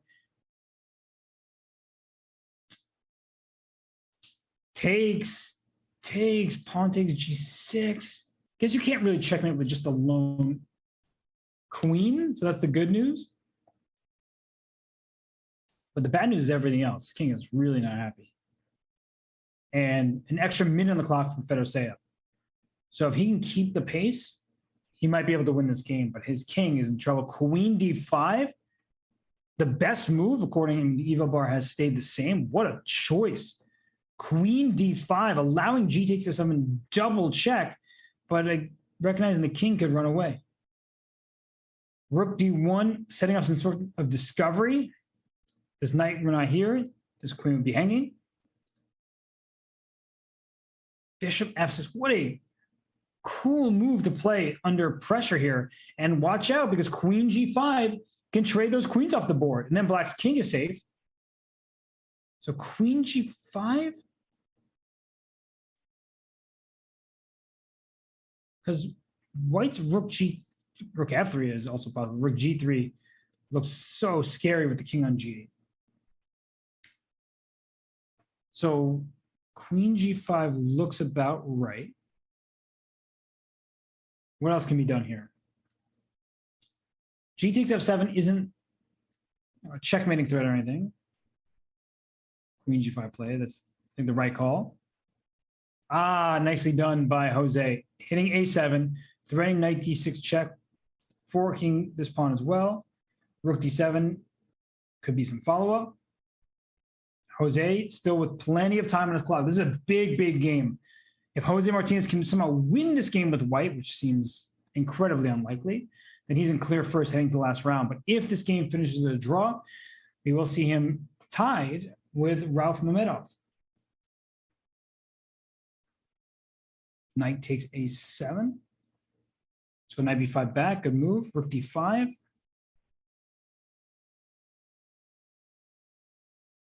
feel like I'm about to watch the Bullet Chess Championships. So knight d6. If b6, there's knight c8 check. Don't blind to that. So rook b1. b6 trying to undermine the knight. The knight's just going to go back and forth. King g6. Fedoseev does not want to draw. He could lose this.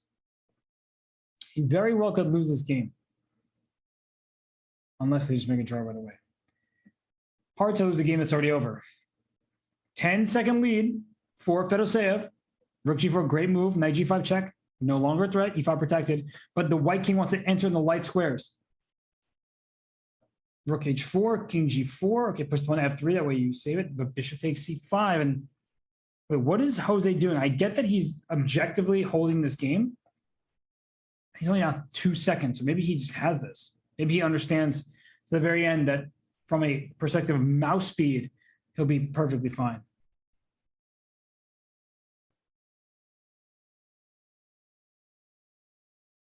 Okay, this is just a draw. I think the players respect each other a lot. Or wait, what we see a rook trade? We do.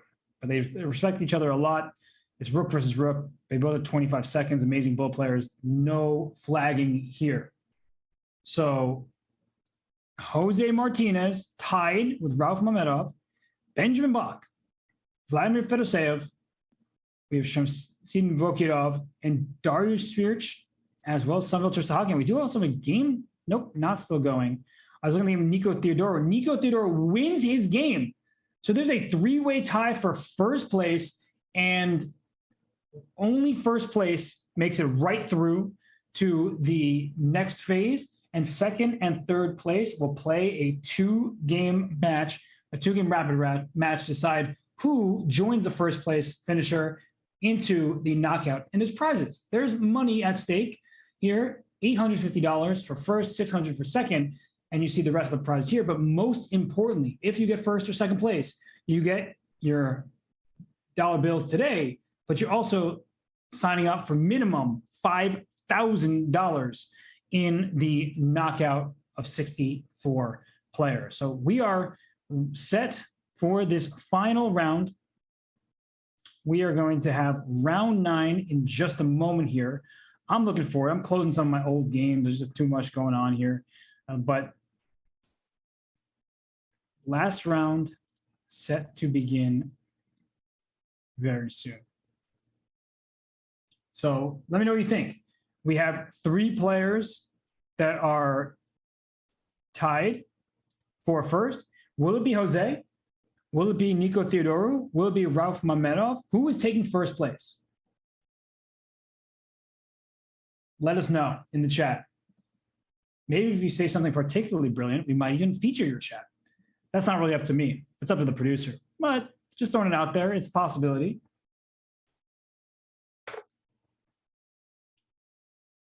And, oh, and we're going to get some right now. So let's see some of your brilliant chats. I'm excited, honestly. Let's go Bog. I think you need to say that on repeat. Just keep going. Just make a chant out of it. Okay.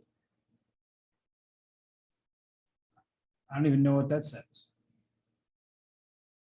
My vision off to my side screen. Does that say, let's go Bach? I couldn't believe my eyes that someone would say the same exact thing as somebody else. It's not like anybody in Twitch chat repeats other things, right? There's no copy pastas in Twitch. They don't do that stuff. How could anyone say what someone else said? No way.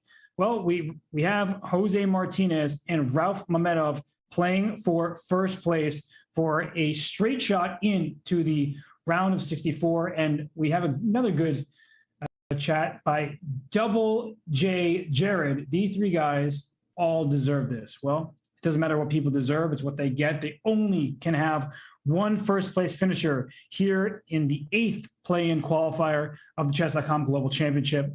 So if you're rooting for somebody, you better give them all that positive energy that they can take. I don't know how that works, but somehow people believe in it. And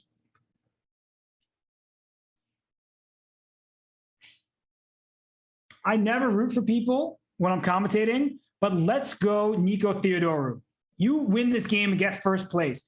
No quick draws. Stop it. Ban the draw offer. And look at Nico Theodoru with the black pieces against Fedoseev. So maybe Fedoseev can win and tie them and take over, but I hope neither of those two make it through. Now, in all seriousness, they're doing what's best for them. I get it. I'm not rooting for or against anybody, but the draw offer, it's got to stop. It has to be gone. You know, you show up, you want an exciting final round, and then you get an 8-move draw. So let's see what's happening in this game. We do have a position that is the Benoni. B5 played, and after you look at that pre-move by Theodorou. So right now, Theodorou is at home in this Benoni position. It doesn't really look like a Benoni because there's usually pawn d6, but it's captured. And white can capture another pawn. So white is ahead by a pawn, but these bishops are kind of loose. And where's this bishop going? Back to e3? Let's see how Theodorou responds. Look at that. Knight g4, queen b6 if the bishop is to move. Then maybe a6 and the b2 pawn, e4. Did I draw enough arrows for you? I could draw more. But what's happening here is that white has extra material, but black has tremendous piece play right now. So castling, allowing the bishop to be captured on e3 makes sense. The rook comes to b8, a6, b2 pawn is in need of a defender. So white, for now, has the advantage. For me, there's no question about that. An extra pawn position where you're trying to finish coordinating your pieces, I can get behind that. But there's some long-term advantages for black, namely this dark square bishop that white doesn't have, some potential down the B file, or if you move and push. Sorry, sound like I said poop. Sorry about that. You can move this pawn. You might get an E4, and this bishop opens up with devastating effect. So you need to be very, very careful here. And E4 is already played. I think the knight can just go to D4 though, and maybe it's Nico Theodorou who's playing instantly. He's the one who needs to be careful because Fedoseev, he looks like a man on a mission, and his mission is 7.5 out of 9 to tie with the two players who are already there. And how are Fedoseev's tie breaks? They're pretty terrible, but you never know because it depends how people do in this final round. Your former opponents can help you out. Queen b6, double attack. But white can maybe defend with queen f2 because you defend d4 and you put pressure on f7 immediately. So queen f2 looks annoying. Knight a4 played to kick the queen while protecting this pawn on b2. So also a very reasonable move. Queen a7 keeps the pressure on d4. Queen b4 does that and keeps pressure on b2, but you're also putting your queen out in the open and maybe you can get kicked around a bit. So queen b4 is in fact played. I thought a3 would be the response. This bishop defends this knight. Everything is nice and together for white. b4. It's gain space. It's your pawn that your opponent's targeting. Just play b4. I guess with people on 7.5, we should look at those with 6.5 points. They still have a chance if they win and their tiebreaks are good. And Benjamin Bach is still playing. We have Volkidov still playing, Samuel Tersahakian, Darius Firch. So I'm just going to click around. I'll come back. Don't worry. We have Volkidov playing against Firch, and this is a very bad position for Black. Black has stolen a pawn, but this pawn on c6 looks like it can be captured at some point. Also, knight on e5, dark square domination against a light square bishop. So I'm feeling this position. Don't take on c6, because if their pawn takes, queen takes, there's king e7 connecting the rooks to one another. So it looks like you're winning the rook in the corner. Looks can be deceiving. You will not win anything, but you'll lose material. So I think instead, just take twice on e4, restore that material equality, and Black has a hard time castling. White controls these light squares. But okay, rook b1, queen 7, all is reasonable there.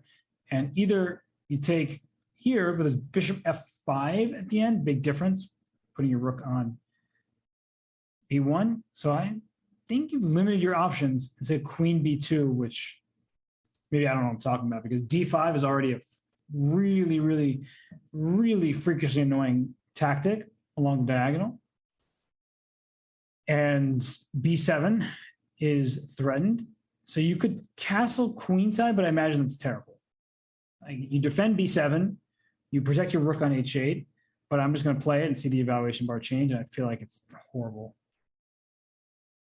Okay, not as bad as I thought it was going to be. I thought it would just be like, oh, you immediately lose because of just an attack on the queenside over here, but there will be an attack. It just takes a little bit of time, apparently. Interesting. Kind of fascinating stuff. So queen b2. You're losing b.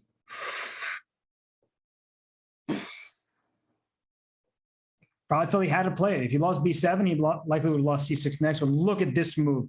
Darius Firch has 3 heavy pieces. The artillery is in full force here. There is no holding back. And queen takes a7, rook a5. That's the way to try and trap this queen over here. Okay, I'm interested. I'm interested. I'm picking up what Volkidov's putting down here. But can I take here? Oh my gosh, what if I take? So I'm going to show them the analysis board. Rook c6 takes, queen a6, check. King goes to d8, knight takes c6, check. If king e8, rook b8, check. And it seems like Nico Theodorou has won his game. Can't believe I missed it, but he secures his spot in the final. I'm going to bring that game up right now. I know other games are still going, but it doesn't matter. How did he win so quickly? What happened to the big fish? Oh my gosh. Oh my goodness. What happened here? Then pawn went to b4, knight to e5, and after h3, the queen just came in with bishop e5 and queen h2 to follow. What just happened? So if we go here, I guess this position was very tricky with Black seizing the initiative. h3 was fine, but in this moment, you couldn't follow up with the quiet knight to b3. That move was incorrect. Maybe knight c3, going for this e4 pawn, was more accurate, but even there, f5 would be the response from Black. So the position's complicated, but it's not complicated after this move, because queen h2 followed by bishop g3 is checkmate. You free your rook, you lose the game. That's checkmate. So rook f3 was played. Of all moves, putting your rook into a fork by this pawn, I don't think I've really ever seen a move like that. And it's a bad move because all moves are bad. Simply captures. And queen e1 resigns, because after queen f1, you don't just trade queens. Yes, you're up in exchange, but think about this. One attacker, one defender. Can we remove the defender? Yes, we can. Bishop h2, check. The king has to capture, and queen takes f1. Black goes up a queen. And so Nico Theodorou, the Greek grandmaster, 8 out of 9. He is in to the field of 64. He has earned himself $850 today, as well as $5,000 minimum prize if he is to be knocked out in the round of 64. So Jose Martinez, Rauf Mamedov, one of these two, at the very least, is not going to make it. And with some decisive results, maybe they won't even make the playoff. So let's go back to this game. Okay, we had a sacrifice in this one.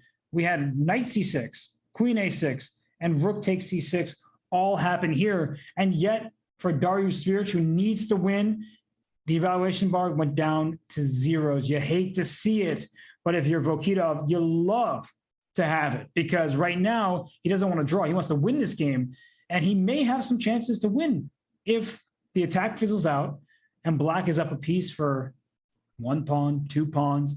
There will be a chance for Vokitov to strike back, especially with his 2-minute lead on the clock.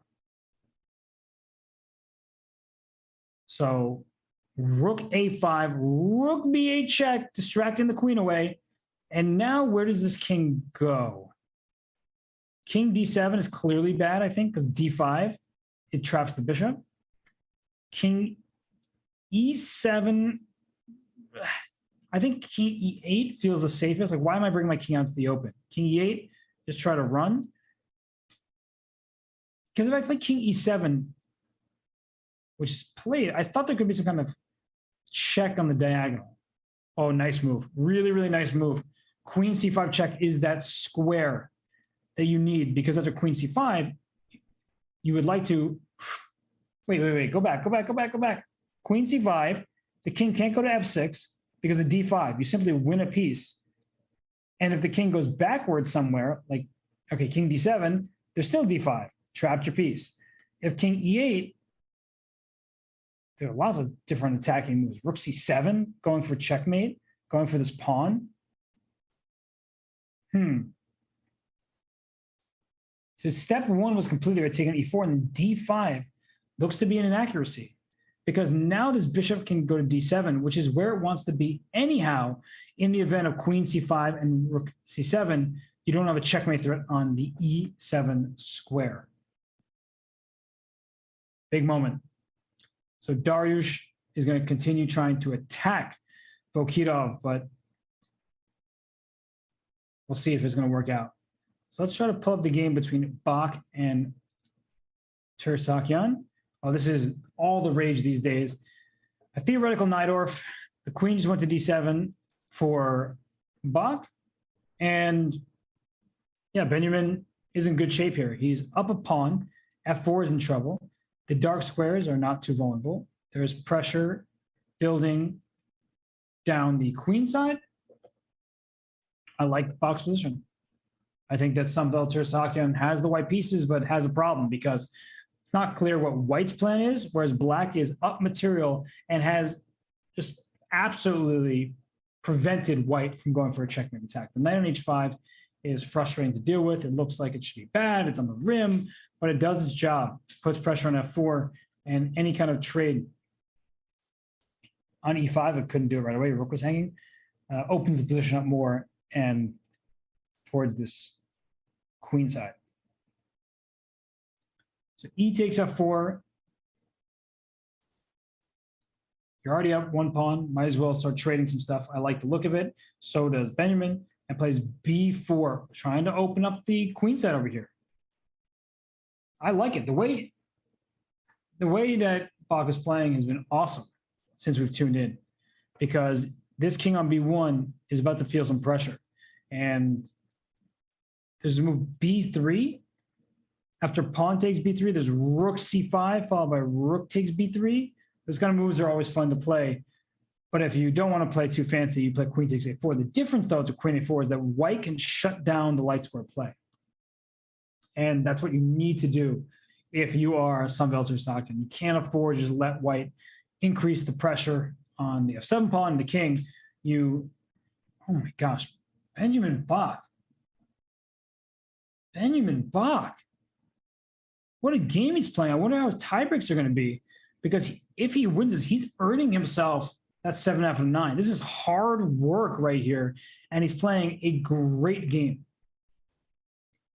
So let's go to this game once more. And look at this. Vokitov, I told you, Black all of a sudden has a huge advantage according to the engines. Queen b6, trying to offer a queen trade. White is not going to trade queens. It goes to queen c3 because it attacks the rook while defending its own rook. And f6. Oh, what a move. Rook c8 check almost works. But after bishop takes, queen takes, there's queen d8 interposing on the final rank so that you don't lose your rook in the corner. Vokitov's handling this game extremely well at this point. Much better for him. Will he be able to win it? That's the big question. His tie breaks going into the round were slightly better than Benjamin Bach's, but that changes when people finish their games. So a4, a5, I feel like if anyone, that should help Vokhitov. Okay. And how did the other game go? Still playing between Bach and what's his face? And Samuel Tersakian. Okay, so what's happening here? See, the queen and the bishop for white can't line up on f7, and Black now has secured open files for the rooks. So Bach thinking here, trying to play accurately. A minute 16 for white, 2 minutes and 50 seconds for Bach. His position is so strong here. Plays bishop g7. He gives away his rook because he wants rook b2 check. Wait a second, but rook b2 check is a blunder because it's queen 8 at the end. What a mistake by Benjamin Bach, who had more time. Let's just show that on the analysis board here, that bishop g7 has a clear purpose. Bishop c5, rook takes b2 intermezzo. But the issue is after king c1, now you take this bishop, there's queen a8 check. And because your king doesn't have any luft, you have to play bishop f8, and then down goes your rook on b2. So you would be down 2 rooks for just a knight and a couple pawns. That wouldn't be good. So that's just an oversight. The position is still very unclear. If this queen can get to c3 for Black, it's over. But how are you going to get your queen to the dark squares? That is the big question right now. Bach down to 2 minutes, up a minute on the clock right now. F5, by the way, would be an amazing move. If not for takes, and after knight takes, there's queen c4 check. But the point is that it forks, goes from one fork to another. So you start with the appetizer fork, and then you get to the entree. And that one would have not panned out quite there because it was check on c4. So queen d2, I think we know what's up. Queen c3, big threat. And now Benjamin just has to flag his opponent. You can't have any empathy for how well he defended. You can't think about his feelings and how he wants to draw. You just beat the guy on time. Queen c4, good. Get this queen somewhere on the dark squares. If queen takes c5, game is over. Rook takes b3 would have been played.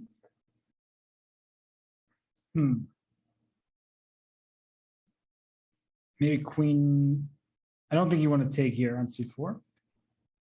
Because after rook takes d2, the rooks get active, and that's not what you want. So queen d6, I guess. Protect c5, keep the initiative, and then you can play c4 as well. So Black should be doing really well, but Benjamin's spending too much time. He was 58 seconds. He had a huge lead on the clock, and now he's burning so much time. But Samveld, he doesn't feel like the world's best bullet player. I don't think he plays all that much bullet, but he's also moving a little bit too slowly for my liking.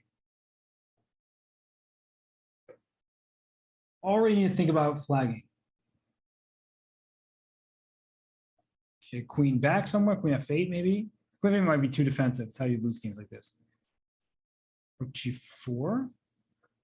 Better watch out. Rook d7 won't feel good. But Black's in trouble now. And Black's also down on time. Black needs to speed up. Why is he moving so slowly? Just go. Bishop d4. Bring your bishop there. And on 22, how was he down all this time? He's going to lose. He was up a minute on the clock with white having just a minute to go. And now he's been moving at a sloth's pace. Okay, but now he's picking it up. He wants to go for those kingside pawns with an a6 pawn's a runner. Rook a8. Knight c3 check that was available. Ooh, whoa, why would you take that? Oh my gosh, Tersahakian freaked out. But, oh my gosh, you can flag him. Opposite colored bishops, but there's a pawn here. Oh my goodness, white's gonna win. White's gonna win this game. Don't make a repetition if you're Samvel. Take on g5. Play. And Samvel Tersahakian beats Benjamin Bach. I cannot believe that I'm saying that out loud. So unfortunately for Bach, he is out of the running. And we have our standings. Nico Theodora, we know he's through. We have to wait for the last game to finish before we decide, is Jospham second? Is Vokitov third? Is Rafa Mamedov going to regret his last round quick draw because he's not even in a chance for the third place battle? Third place battle, I should say. Wow, that was surprising. And it is over here. And what is the final result? What I'm seeing is Samvel Tersahakian with this win over Benjamin Bach gets second place and now faces off against Jose Martinez in third. So I know you all in the chat were rooting for Benjamin Bach. It didn't happen, but credit to Samvel Tersahakian for fighting that one to the very end. And he flags his opponent, and now he gets a chance to make it to the knockout stage. So we are going to go on a short break. The players are going to get set up. It is Armenian Grandmaster Samvel Tersahakian, Peruvian Grandmaster Jose Martinez. 2 games, rapid time controls. Only one player can make it through to the round of 64 of the Chess.com Global Championship. We'll be right back.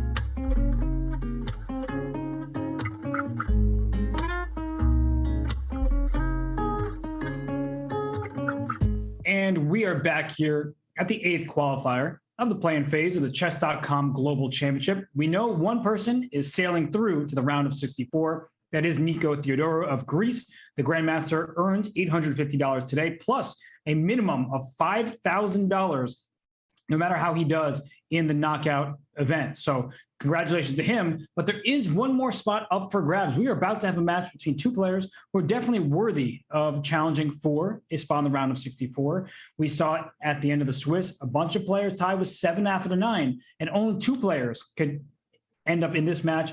It is Jose Martinez. It is Samuel Tersahakian. They came from very different paths.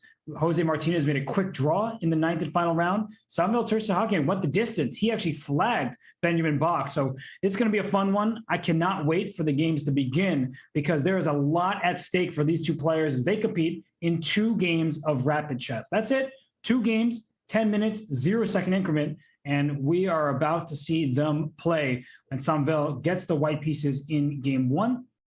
So he is going to try to make the most of his first move advantage. He cannot afford to let it slip. Guseinov just too strong, too fast. You don't want to face a deficit or really even face him after drawing your first game. So we'll see how this one starts. So we have a calm position. I played this my whole childhood, the Steinitz defense, and it's very passive for black, but it's extremely solid. It may look like white can win a pawn by taking on c6 and taking on e5, but then when the bishop gets to c6, the e4 pawn is under attack as well. So this is not a pawn sacrifice. It's not a blunder. The e4 pawn is a target, and that's why white can't just get away with it. Now, white sometimes plays d5 and c4 and just starts expanding here in the center of the board, and that's a typical way to play because black's knight would have to retreat, and then white can claim space, and black, unlike in a King's Indian, when you strike with f5, black wouldn't have the same counterplay on the king side. So g6, bishop g7, what Guseinov is doing is he's playing quickly. I don't think he's overly concerned about, is it 0.8 better for white? Is it 0.6? He's just making moves because it's not like Samuel knows with any degree of certainty how much better it is for white. They're just playing natural ideas. And if you look at this position, you definitely aren't saying, oh, white is a pawn better, +1 better. No, you see this position and you say both sides are very, very solid. The reason why I prefer white is his bishop on g7 is not a very good piece. It's staring into its own pawn here. And the bishop on c1, which hasn't moved, can go out to, at some point, e3. You can start it by going to g5 to induce h6. Sometimes you want to induce this move. It's often useful to have a pawn on h6 to take away the g5 square. But at other times, when you play bishop e3 and queen d2, there's a target on h6, and the king would have to go defend. So I'm going to show that here, that bishop g5, h6, bishop e3, just pulling that bishop back on a yo-yo string so that when you go queen d2, the king has to waste the tempo going over to h7. It's not ideal from black's perspective or bringing the queen to f8. So bishop g5 was a viable alternative. Instead, we saw bishop d2 and b5 by Jose. So what does b5 do? b5 is lashing out on the queen side. b4, I'm not sure you're going to get away with that, but keep in the back of your mind, white can play b4 to freeze that pawn in place, and maybe d5 is step 1 of a 2-step process. But knight a5, you're then not playing b4 because in comes that knight to c4. So knight f5, now c6 is happening, and black is happy to chisel at white's pawn structure. White has an advantage in the middle of the board, a more advanced pawn, right? The pawn on d5 is the most advanced piece on the entire board. This is on the 5th rank. Black doesn't have a piece past his own 4th rank. So white has a little bit more space, a little bit more control, and c6 is a great way to challenge this pawn, but c4 is a great way to defend it. It may look like you're blundering because there are 2 attackers in c4, but let's not forget the bishop on d2 is doing an important job of staring at this knight on a5. So back goes the queen of d8 to defend this knight on a5. If I'm playing this from the white side, I play bishop d3. This is a very common move. The bishop on c2, not doing much staring at its own pawns, but bishop d3, on the other hand, it may put pressure on this queen side. It often is helpful in defending the king if it is ever to come under fire. So bishop d3 looks like a good move here.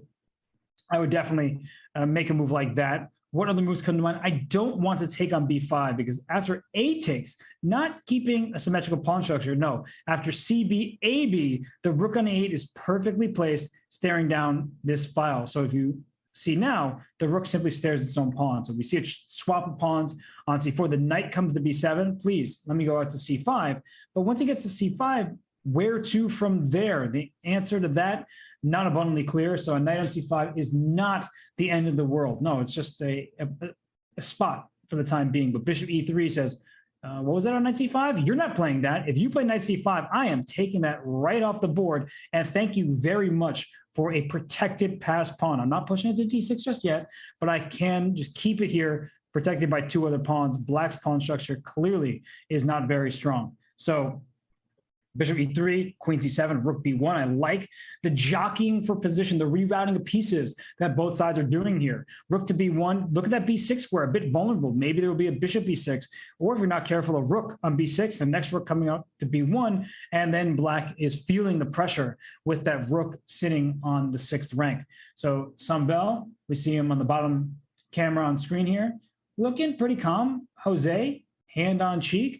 He's also looking like not too much is happening here. High stakes game, but these players look like they're cool as cucumbers under the pressure. So rook e to b8. We often talk about how rook should be in the center of the board, but why should the rooks be in the center of the board?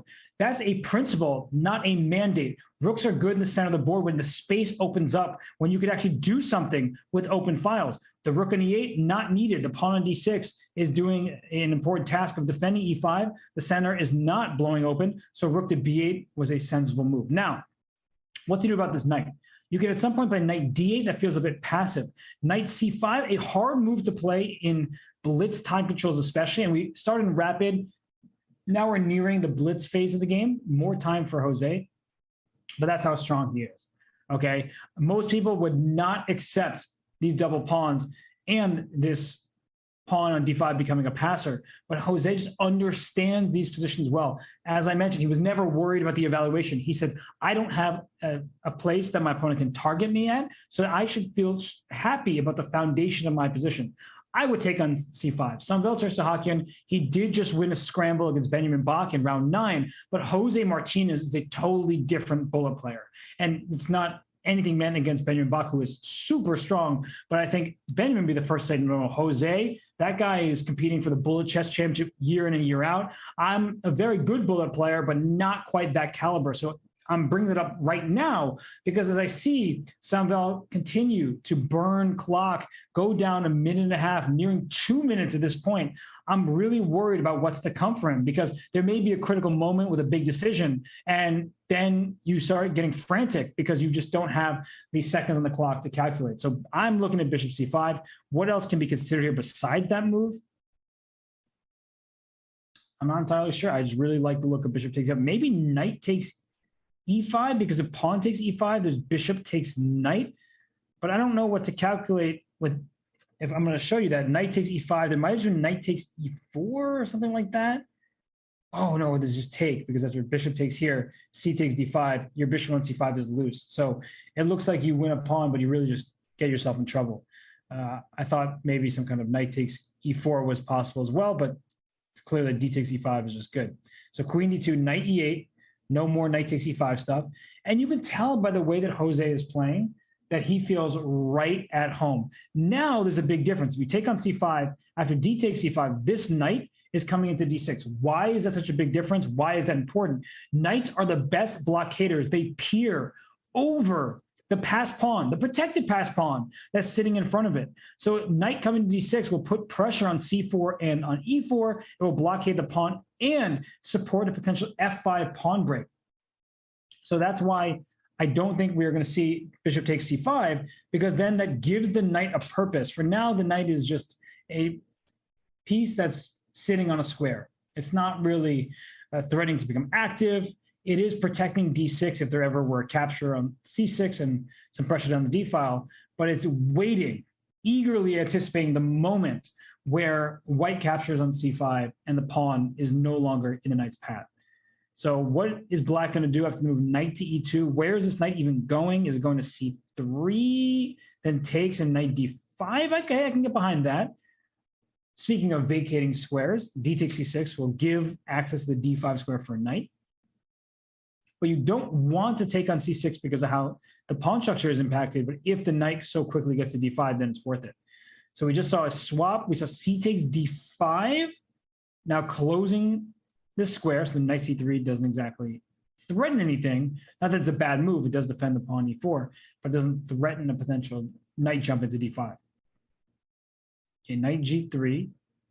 So a common idea in these types of positions is at some point to make the move h5, because when you play h5, you have to keep an eye out on h4 to kick this knight out of g3. So h5 is one idea, and it also can give space on h7. But bishop e8, knight d7, I guess, is next, because otherwise, why would you make this move? It doesn't really do much, but knight f6 to d7 is about to happen. So,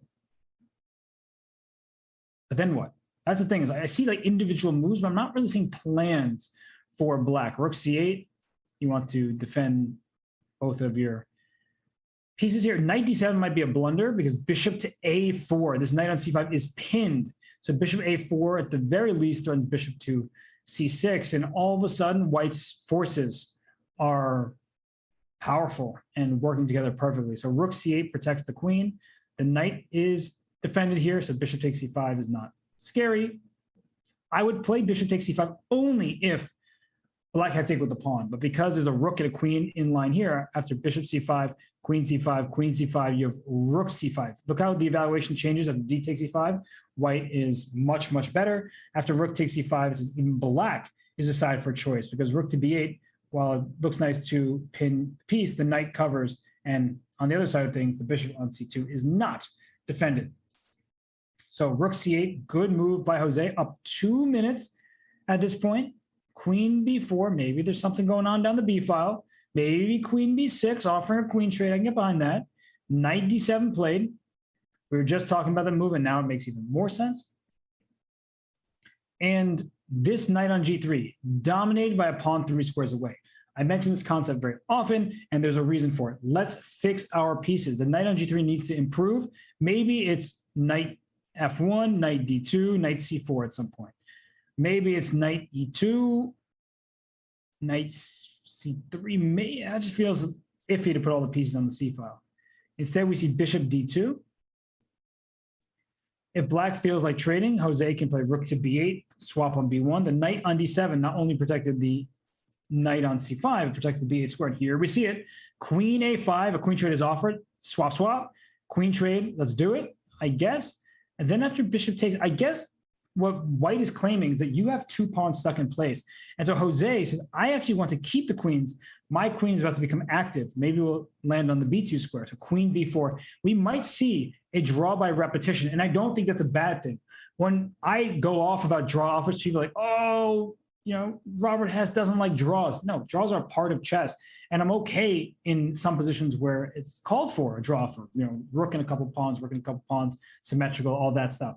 But right now, I could see them just repeating moves here because Jose doesn't want to take any risk. He played queen c8. The evaluation has taken in a swing in Jose's direction, but in Sanvel's direction, but Jose believing in the foundation of the position and believing in his lead on the clock. He is a minute and a half to the good. He just played bishop f6. This bishop can go to d8 and maybe over to b6 at some point. The bishop, of course, can go to h4 as well to put pressure on the knight on g3. The e4 pawn can become a bit tender. The bishop on b1, a defensive piece. The bishop on e8 doing absolutely nothing. So there are all 4 minor pieces on the board for each side. Some of them good, some of them not so good. But I'm just like the way Jose is handling this. He seems to be firmly in control. No matter what the engine says, he just feels confident. He feels like he understands the position. And after knight to d3, that's a mistake. And because I see the eval bar saying something, a5 is clearly the move. e4 is not very well defended because the knight is in the bishop's path. So after a5, the move queen c4, there's knight b6 as a follow-up. I'm going to show that the queen needs to stay in touch with this pawn e4, but it no longer can. If you move your queen back, it looks like a pin. But you know what the knight did? It attacked the queen on c4 and protected the queen on c8. So that's a big decision, and Jose plays a5. This guy is so strong. Sanvel goes to queen c3. You cannot take on e4. So that was a good move by Sanvel, but now you can take on e4 because the knight on d7 protects the queen. And once e4 falls, d5 is likely to fall next. The way that Jose Martinez has played this game has been incredible. He is so strong and he's playing so quickly. And sometimes that can backfire, right? You play fast, you give up accuracy for speed. It feels like Jose has, throughout this whole game, just been playing in a comfort zone. And look at Sanvel grabbing his head, really unhappy about what's just happened here. Bishop b5, excellent move. Remember how bad that bishop was on e8 when the knight was in its path? Well, the knight's out of the way, and White's knights are stumbling because this bishop is putting pressure on both of them. If the knight on e2 moves, then comes knight c3. If the knight on d3 moves, and it doesn't look very appealing. You can go knight to f6 back because your knight's under attack, and then go after d5. No, I think that White is just, practically speaking, lost. Over the board, you can give them an hour each. I think Jose still wins, but you give them the time that they have. I think that, of course, Jose wins, and it's not going to be too difficult. Bishop takes a4. The point is knight to b2, hitting the bishop and hitting the knight, but that doesn't even work. Bishop a4, knight b2, bishop b5 hits this knight on e2 back in return. You take e4, I take e2. I'm up 2 healthy pawns, and black is just really dominating now. Bishop c4 takes d5 instead of taking a4 to d5. 2 extra pawns in the center of the board. It's all collapsing for Sanvel Tersakian, who, you could argue is fortunate to be here to begin with, but he started off really well in the tournament. And the final round, that was one where maybe he received some fortune, but not in this game. And Jose Martinez, the Peruvian grandmaster, goes to a 1-0 lead in this match. So it's only a 2-game match. Rapid chess. And now Jose can play this as peacefully as he'd like. He's up 1-0. Sanvel needs to take risks. It's hard to even suggest specific risks because the Sicilian, even if you were not a Sicilian player, it has some risk to it. It's a very combative line. But what Jose does with this Alapin and c3, bishop b3, bishop c2, d4, it's just dry. And just very simple moves. Nothing extraordinary has happened. Really nothing has happened so far. We're only moved 6. But I'm guessing Sanvel already feels uncomfortable because he needs to win. He might as well lose instead of drawing. Drawing means nothing. So what's he going to do here? Knight d7, bishop c2, pawn to d4 is coming. Ah, gosh, these positions are so frustrating. Trying to win with black on demand when your opponent plays an Alapin. What can you do? He's also spending too much time. He needs to put pressure on the clock. But Jose, he's got that chess player face. He's locked in. He's ready to go. And Sanvel, he also has a chess player face, the pensive look. He's trying to drum up some counterplay. But it's not to be found right now. It's too early in the game. He needs to move. I don't think he recognizes that having a time disadvantage against Jose is fatal. And you just have to start making moves. And what is he working through here? E6 is possible. E5 is possible. Knight to d7 is a move.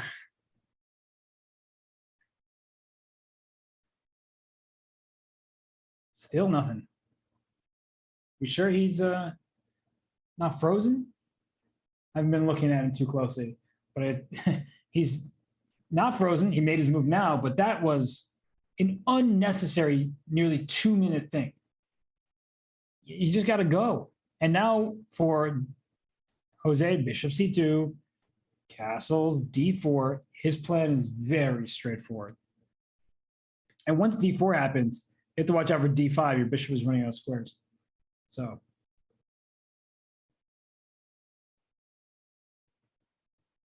rook c8, normal.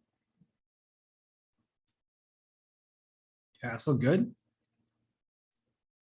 D4 is just about ready. One idea that I was about to say that black often tries is knight to e5. The point is that if you take on e5, after pawn takes e5, d4 is very, very difficult to get to work. But there are other ideas with d3, f4. This knight can wrap around to c4 and put pressure on e5. So you take care of one problem, you walk into another. Knight e5, d3. And black needs to castle. So g6 played. I like g6 more than e6. The bishop goes to g7 where it stares into a pawn. But if you play e6 and bishop d6, then you're staring into a pawn anyway. At some point, knight h5 is going to be played. Trying to get some counterplay, but knight a3 to c4. Yeah, this is not looking like it's going to be a game where black is forcing some advantage. But knight h5, and I'm actually thinking about going for f5. I know it's really risky. It might just lose, but an f5 idea at some moment has to be considered because you need to win if you're Sanbelt or Sakyan. You cannot make a draw here. So knight h5 is the move I like, personally. It's closed position. Need to open it up. Knight h5 played. No idea if f5 is going to be any good, but might as well leave yourself the option. Okay, b6, a5, there's b5. But that's what white wants, is to open up this rook on its starting file. Could be very useful. So what now? A5, b5 for sure. I'm starting to like Sanbelt's position. I think he has real chances. Because in the event of b5, your knight has to go somewhere, probably knight d2. And then knight f4. Your queen is under attack. You move your queen, your d3 pawn can be captured. And after takes with b4, about to land on the board, it just feels like black has play that didn't previously have. So b6, a5, b5, knight 2, knight f4, all done. And is there a move besides bishop takes f4? Because the d3 pawn is looking loose, so the capture has indeed occurred. And Jose, I'm just looking at the clock now, up 1 minute and 15 seconds. So always very good time management from Jose. I don't love the position he's obtained. Unlike the previous game where he felt very much in rhythm, here I think that black has a lot of opportunities. So you ask what opportunities? Well, queen d6, maybe at some point f5. It's been mentioned. But the point of f5 is to open up this bishop on c6 and cause some issues. b4. All right. And I think d4 saves your pawn, takes first. Okay, well, if pawn takes, I guess there's d4. Because bishop takes d4, I think doesn't work after rook to d1. Maybe rook f to d1, I'm not sure. And after e5, I think you just take it. So there's a pin, and you get your pawn back, and this bishop's under attack. So you have to be very careful for black before you start going pawn grabbing. And for Jose, he's going to calculate, does this make sense? Can I get away with d4? And he says yes. I love the way Jose plays chess. He makes it look so simple. It's like as if he's not trying. You mean, look at him on camera. He's just kind of hanging out, got his hand holding his head up. But he plays so well. So how to continue for white here? This pawn f4, I probably can't win it, so there's no point of just putting all my pieces to go after it. Feels too obvious, too one-directional. So what to do instead? Can you play for d5 at some point? You'd have to defend the square a bunch. Okay, rook c1. You go for a5 now. The rook on a1 was doing an important task of defending a5, but Jose says, don't mind. And there's no way to get to that pawn, so it's white's turn. You don't have to worry about it. You can always just push it up to a6. I wouldn't rush that move, but if the pawn is under attack, you could play a6 at some point. On d5, what do we got? 1, 2, 3 pieces. 1, 2, 3, but there's also a pin down the e file. So we don't want to rush d5 and then see it backfire, because after e takes d5, we can't take back with our pawn because the queen on e2 is loose. So there's a big moment here for Samvel. I'm worried about his clock more than anything. The position, okay, it's a mixed bag, but the clock is very obviously in Jose's favor. 2 minutes in front is Jose Martinez, and he's a superstar. He's somebody who has really benefited from the online boom of chess. Some people are like, where did he come from? Who is Jose? Top players knew about him. He is not an unknown commodity, but the way he's been playing in Title Tuesdays and all of the big events, he's made a name for himself, and it's great to see. In the Rapid Chess Championship, he's regularly fighting for those top 8 spots and prize money, so it's good to have Jose Martinez in the field. But Samvel Tersakian says, we like the guy, but I don't want to hand him a spot in the 64-player knockout. I want to get there myself. There's so much money at stake, $5,000 minimum prize, plus the money that they received today. And if they go further than the opening round, they'll have a tough opponent. But if they win their first match, then more money. So bishop b7 played by Samvel. This pawn f4 is just begging to be attacked at some moment. And d5 is screaming to be played. But I don't like d5 for multiple reasons. Namely, the pawn on b2 is a target, and it's not easy to keep cover. So if you're playing in the spirit of, my opponent has 2 bishops, I don't want to give control of one color complex, there is, not immediately, but e5 at some moment to shut down this bishop. So queen c7, going after a5 pawn. I think a6 is just the move. Played bishop to a8, and then d5. Feels like it's time. Now that the queens aren't looking at each other, that's bishop a8, d5, trying to open up the king. And as is typical when as typical when there is a knight against a bishop, that when all this stuff happens, the bishop is useless. It stares in the thin air for the most part, and the knight can hop around to wherever it wants. And this position is even, according to the engine, but knights, at least in theory, are really good against bishops because bishops can only stay on one color. And he takes on d5 with the pawn. Jose has no interest in the queen trade, and I can get behind that. Look at the clock, 3 minutes, 30 seconds for Samvel Tersakian.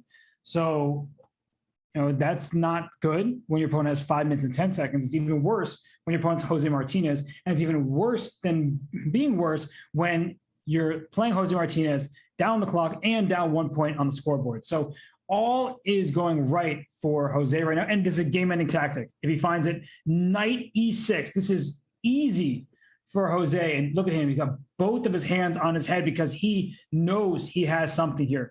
When there are rooks staring down the path at a queen, the rooks win that battle. So knight e6, you can't take on e6 for like 7 different reasons. But after knight e6, pawn takes, you can't take on e6 because you are losing a rook directly, 2 rooks in a row. And even if you could pretend like my one rook wasn't there, that after rook takes d8, queen takes d8, I'm not allowed to play rook takes queen. I get it. I have e7 check, which opens up the bishop to the king on g8 and wins the queen. So even if the rook were on a1 or h1, this still works. And he goes the other direction. He goes knight c6 rather than knight e6. So he goes his own way, but also is really strong. A7 pawn is just gone. Wow. Taking that? Because after knight takes A7, your knight might get trapped, but it goes back to C6. What am I talking about? It's not trapped. It is not trapped. Jose Martinez, he's on the verge of qualifying for the field of 64 here at the Chess.com Global Championship. I mean, this position is really, really bad for Samvel Sahakyan. He lost a pawn. He has no counterplay. His bishop on 8 staring to a brick wall. But F3, I guess, is a good start. Why can white not take on F3? Well, the answer is not clear. Queen takes A6, knight C6 back. And liquidation is in Jose's favor. Doesn't mind allowing opposite colored bishops because the position is quite level. So I think it's a good practical choice by Jose. I think he's doing everything you could ask him.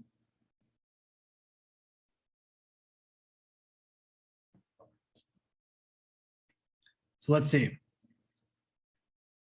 Pawn F7 a target, rook to D7, rook F6 necessary. And the big difference here, when you have opposite colored bishops, right?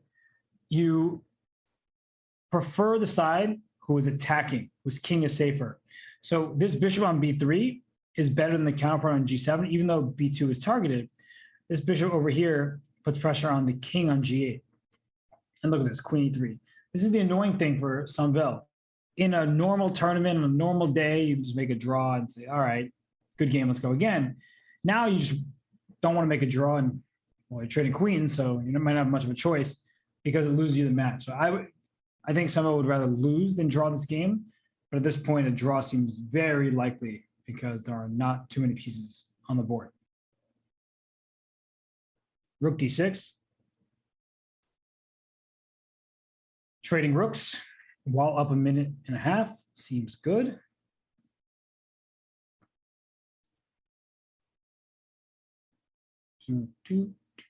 So we see a swap. Now rook B6. Go after this pawn on B4. The one thing though is if this pawn gets captured E3, and we get essentially black takes these two pawns for just the B4 pawn, I feel like black has some chances in that position. The problem is the time. Like if you switch the times here, I think that black actually has pretty good chances to win the game on the clock, but also on the board a little bit. And with the times the way they are, just rook B7, for instance. And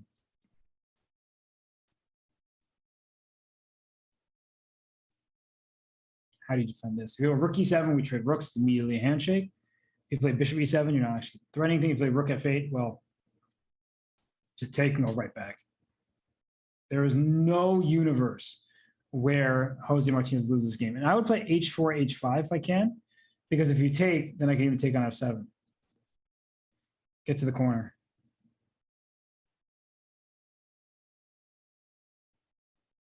So king F3. They're just going to shuffle around. There's nothing that either side can do here. King G4.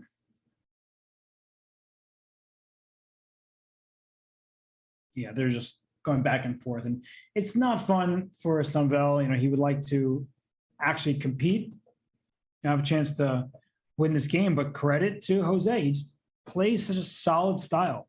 He makes mistakes, right? He's not unbeatable, but for the most part, his mistakes have been incredibly minimal, and he is earning his way through.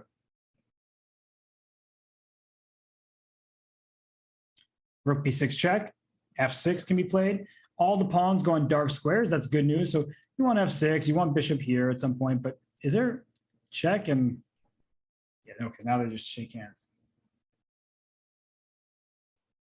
There it is. So Jose Martinez, you could see the relief as he leans back in his chair. This is very meaningful for him. I mean, this is a really big prize fund, and it's a really big opportunity. $5,000 minimum prize for the Peruvian Grandmaster. You see it on the graphic now coming before your eyes, that $5,000 if you get knocked out in the first round of this bracket stage. That's a ton of money, and congratulations are definitely in order for Jose Martinez. So congratulations to him. And it's not the end of the day because the games are done with, but we're going to bring Jose on. We're going to talk to him, hear his thoughts, and of course, wish him well as he makes his way through to to the round of 64 here at the Chess.com Global Championship.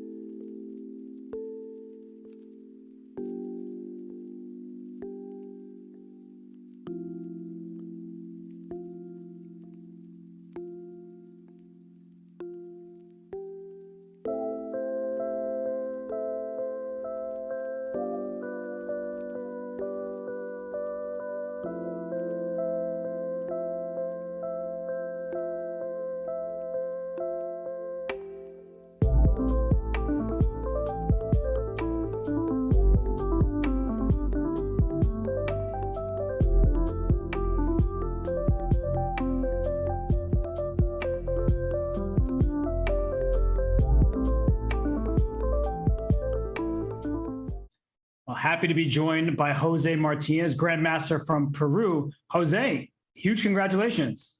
Thank you, Robert.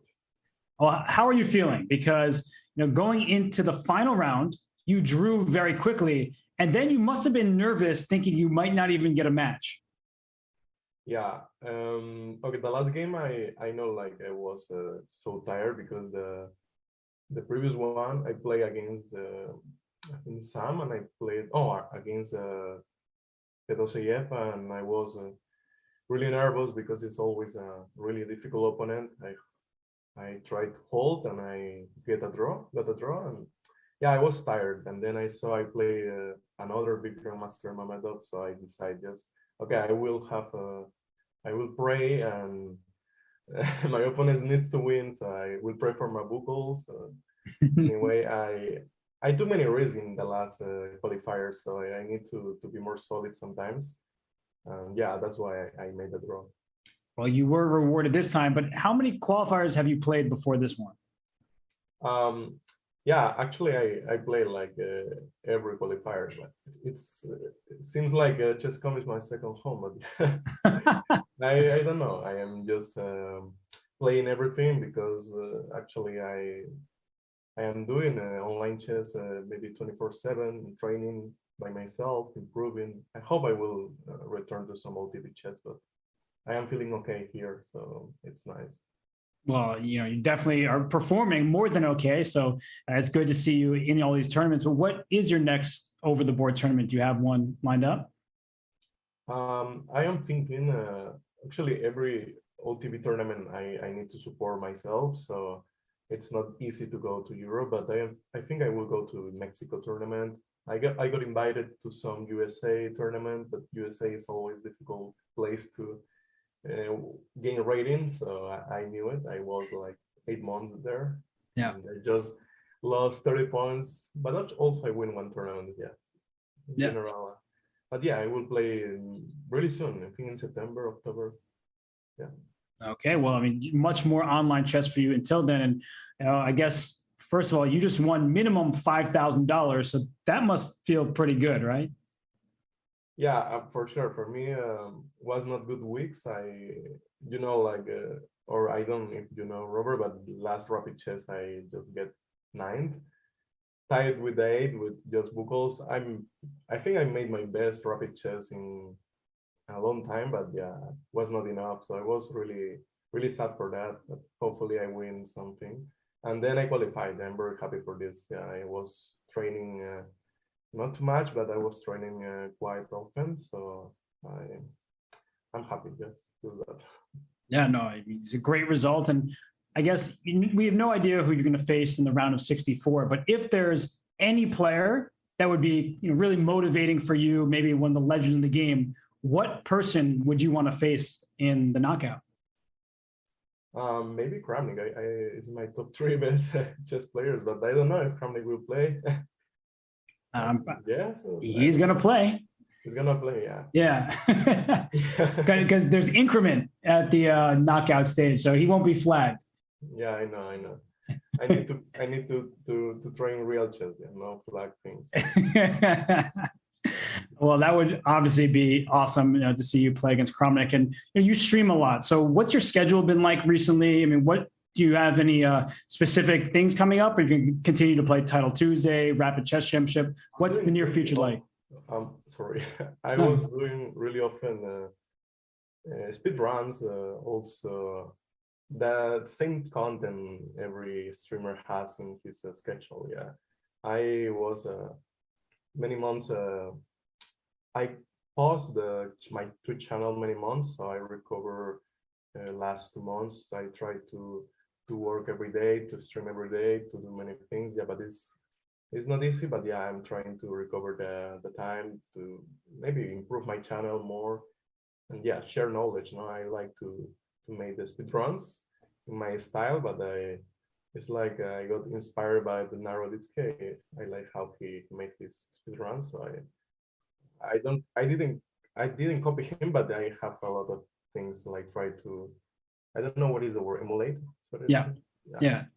And are your streams always in Spanish, or are you also streaming English as well? Yeah, you can know my English is not good. Your English is very good. I knew you were going to say that, and I was going to argue with you. So your English is very good. I'm speaking as low, so I need to think what I am saying. But yeah, I prefer to stream in Spanish because I can like explain more, like have more ideas and explain my way. Because I think the best part to make that speedruns thing is how you share, how you present the ideas, the games, the moves or whatever. No, it's not just win or it's not just how fast you win. So it's like how you are winning. Yeah, no, for sure. Well, winning is something you've just done today. You've made your way through to the knockout portion of the ChesscomGlobal Championship. So I want to congratulate you once again, Jose, and wish you the best. And we'll see you soon. Yeah, thank you, Robert. Thank you for the host. Of course. Well, everybody, that was Grandmaster Jose Martinez, very strong, speedy GM from Peru. He will be playing the knockout phase, which begins September 14th all the way through October 9th. And you heard from him, he is working hard on his chess. He's streaming much more regularly now. And give him a follow. Do check out his channel. So, you would want to see him continue, as he is one of the absolute best. And he said chess.com is like his second home. He's playing all the time. No matter the event, he's there. And we love to see it. So on behalf of chess.com, it was an absolute pleasure to cover the 8th qualifier here at the chess.com Global Championship. We'll see you for more from all the upcoming events. The next CGC plan will be on Monday. The Olympiad is coming up, the Women's Speed Chess Championship, Rapid Chess Championship this weekend.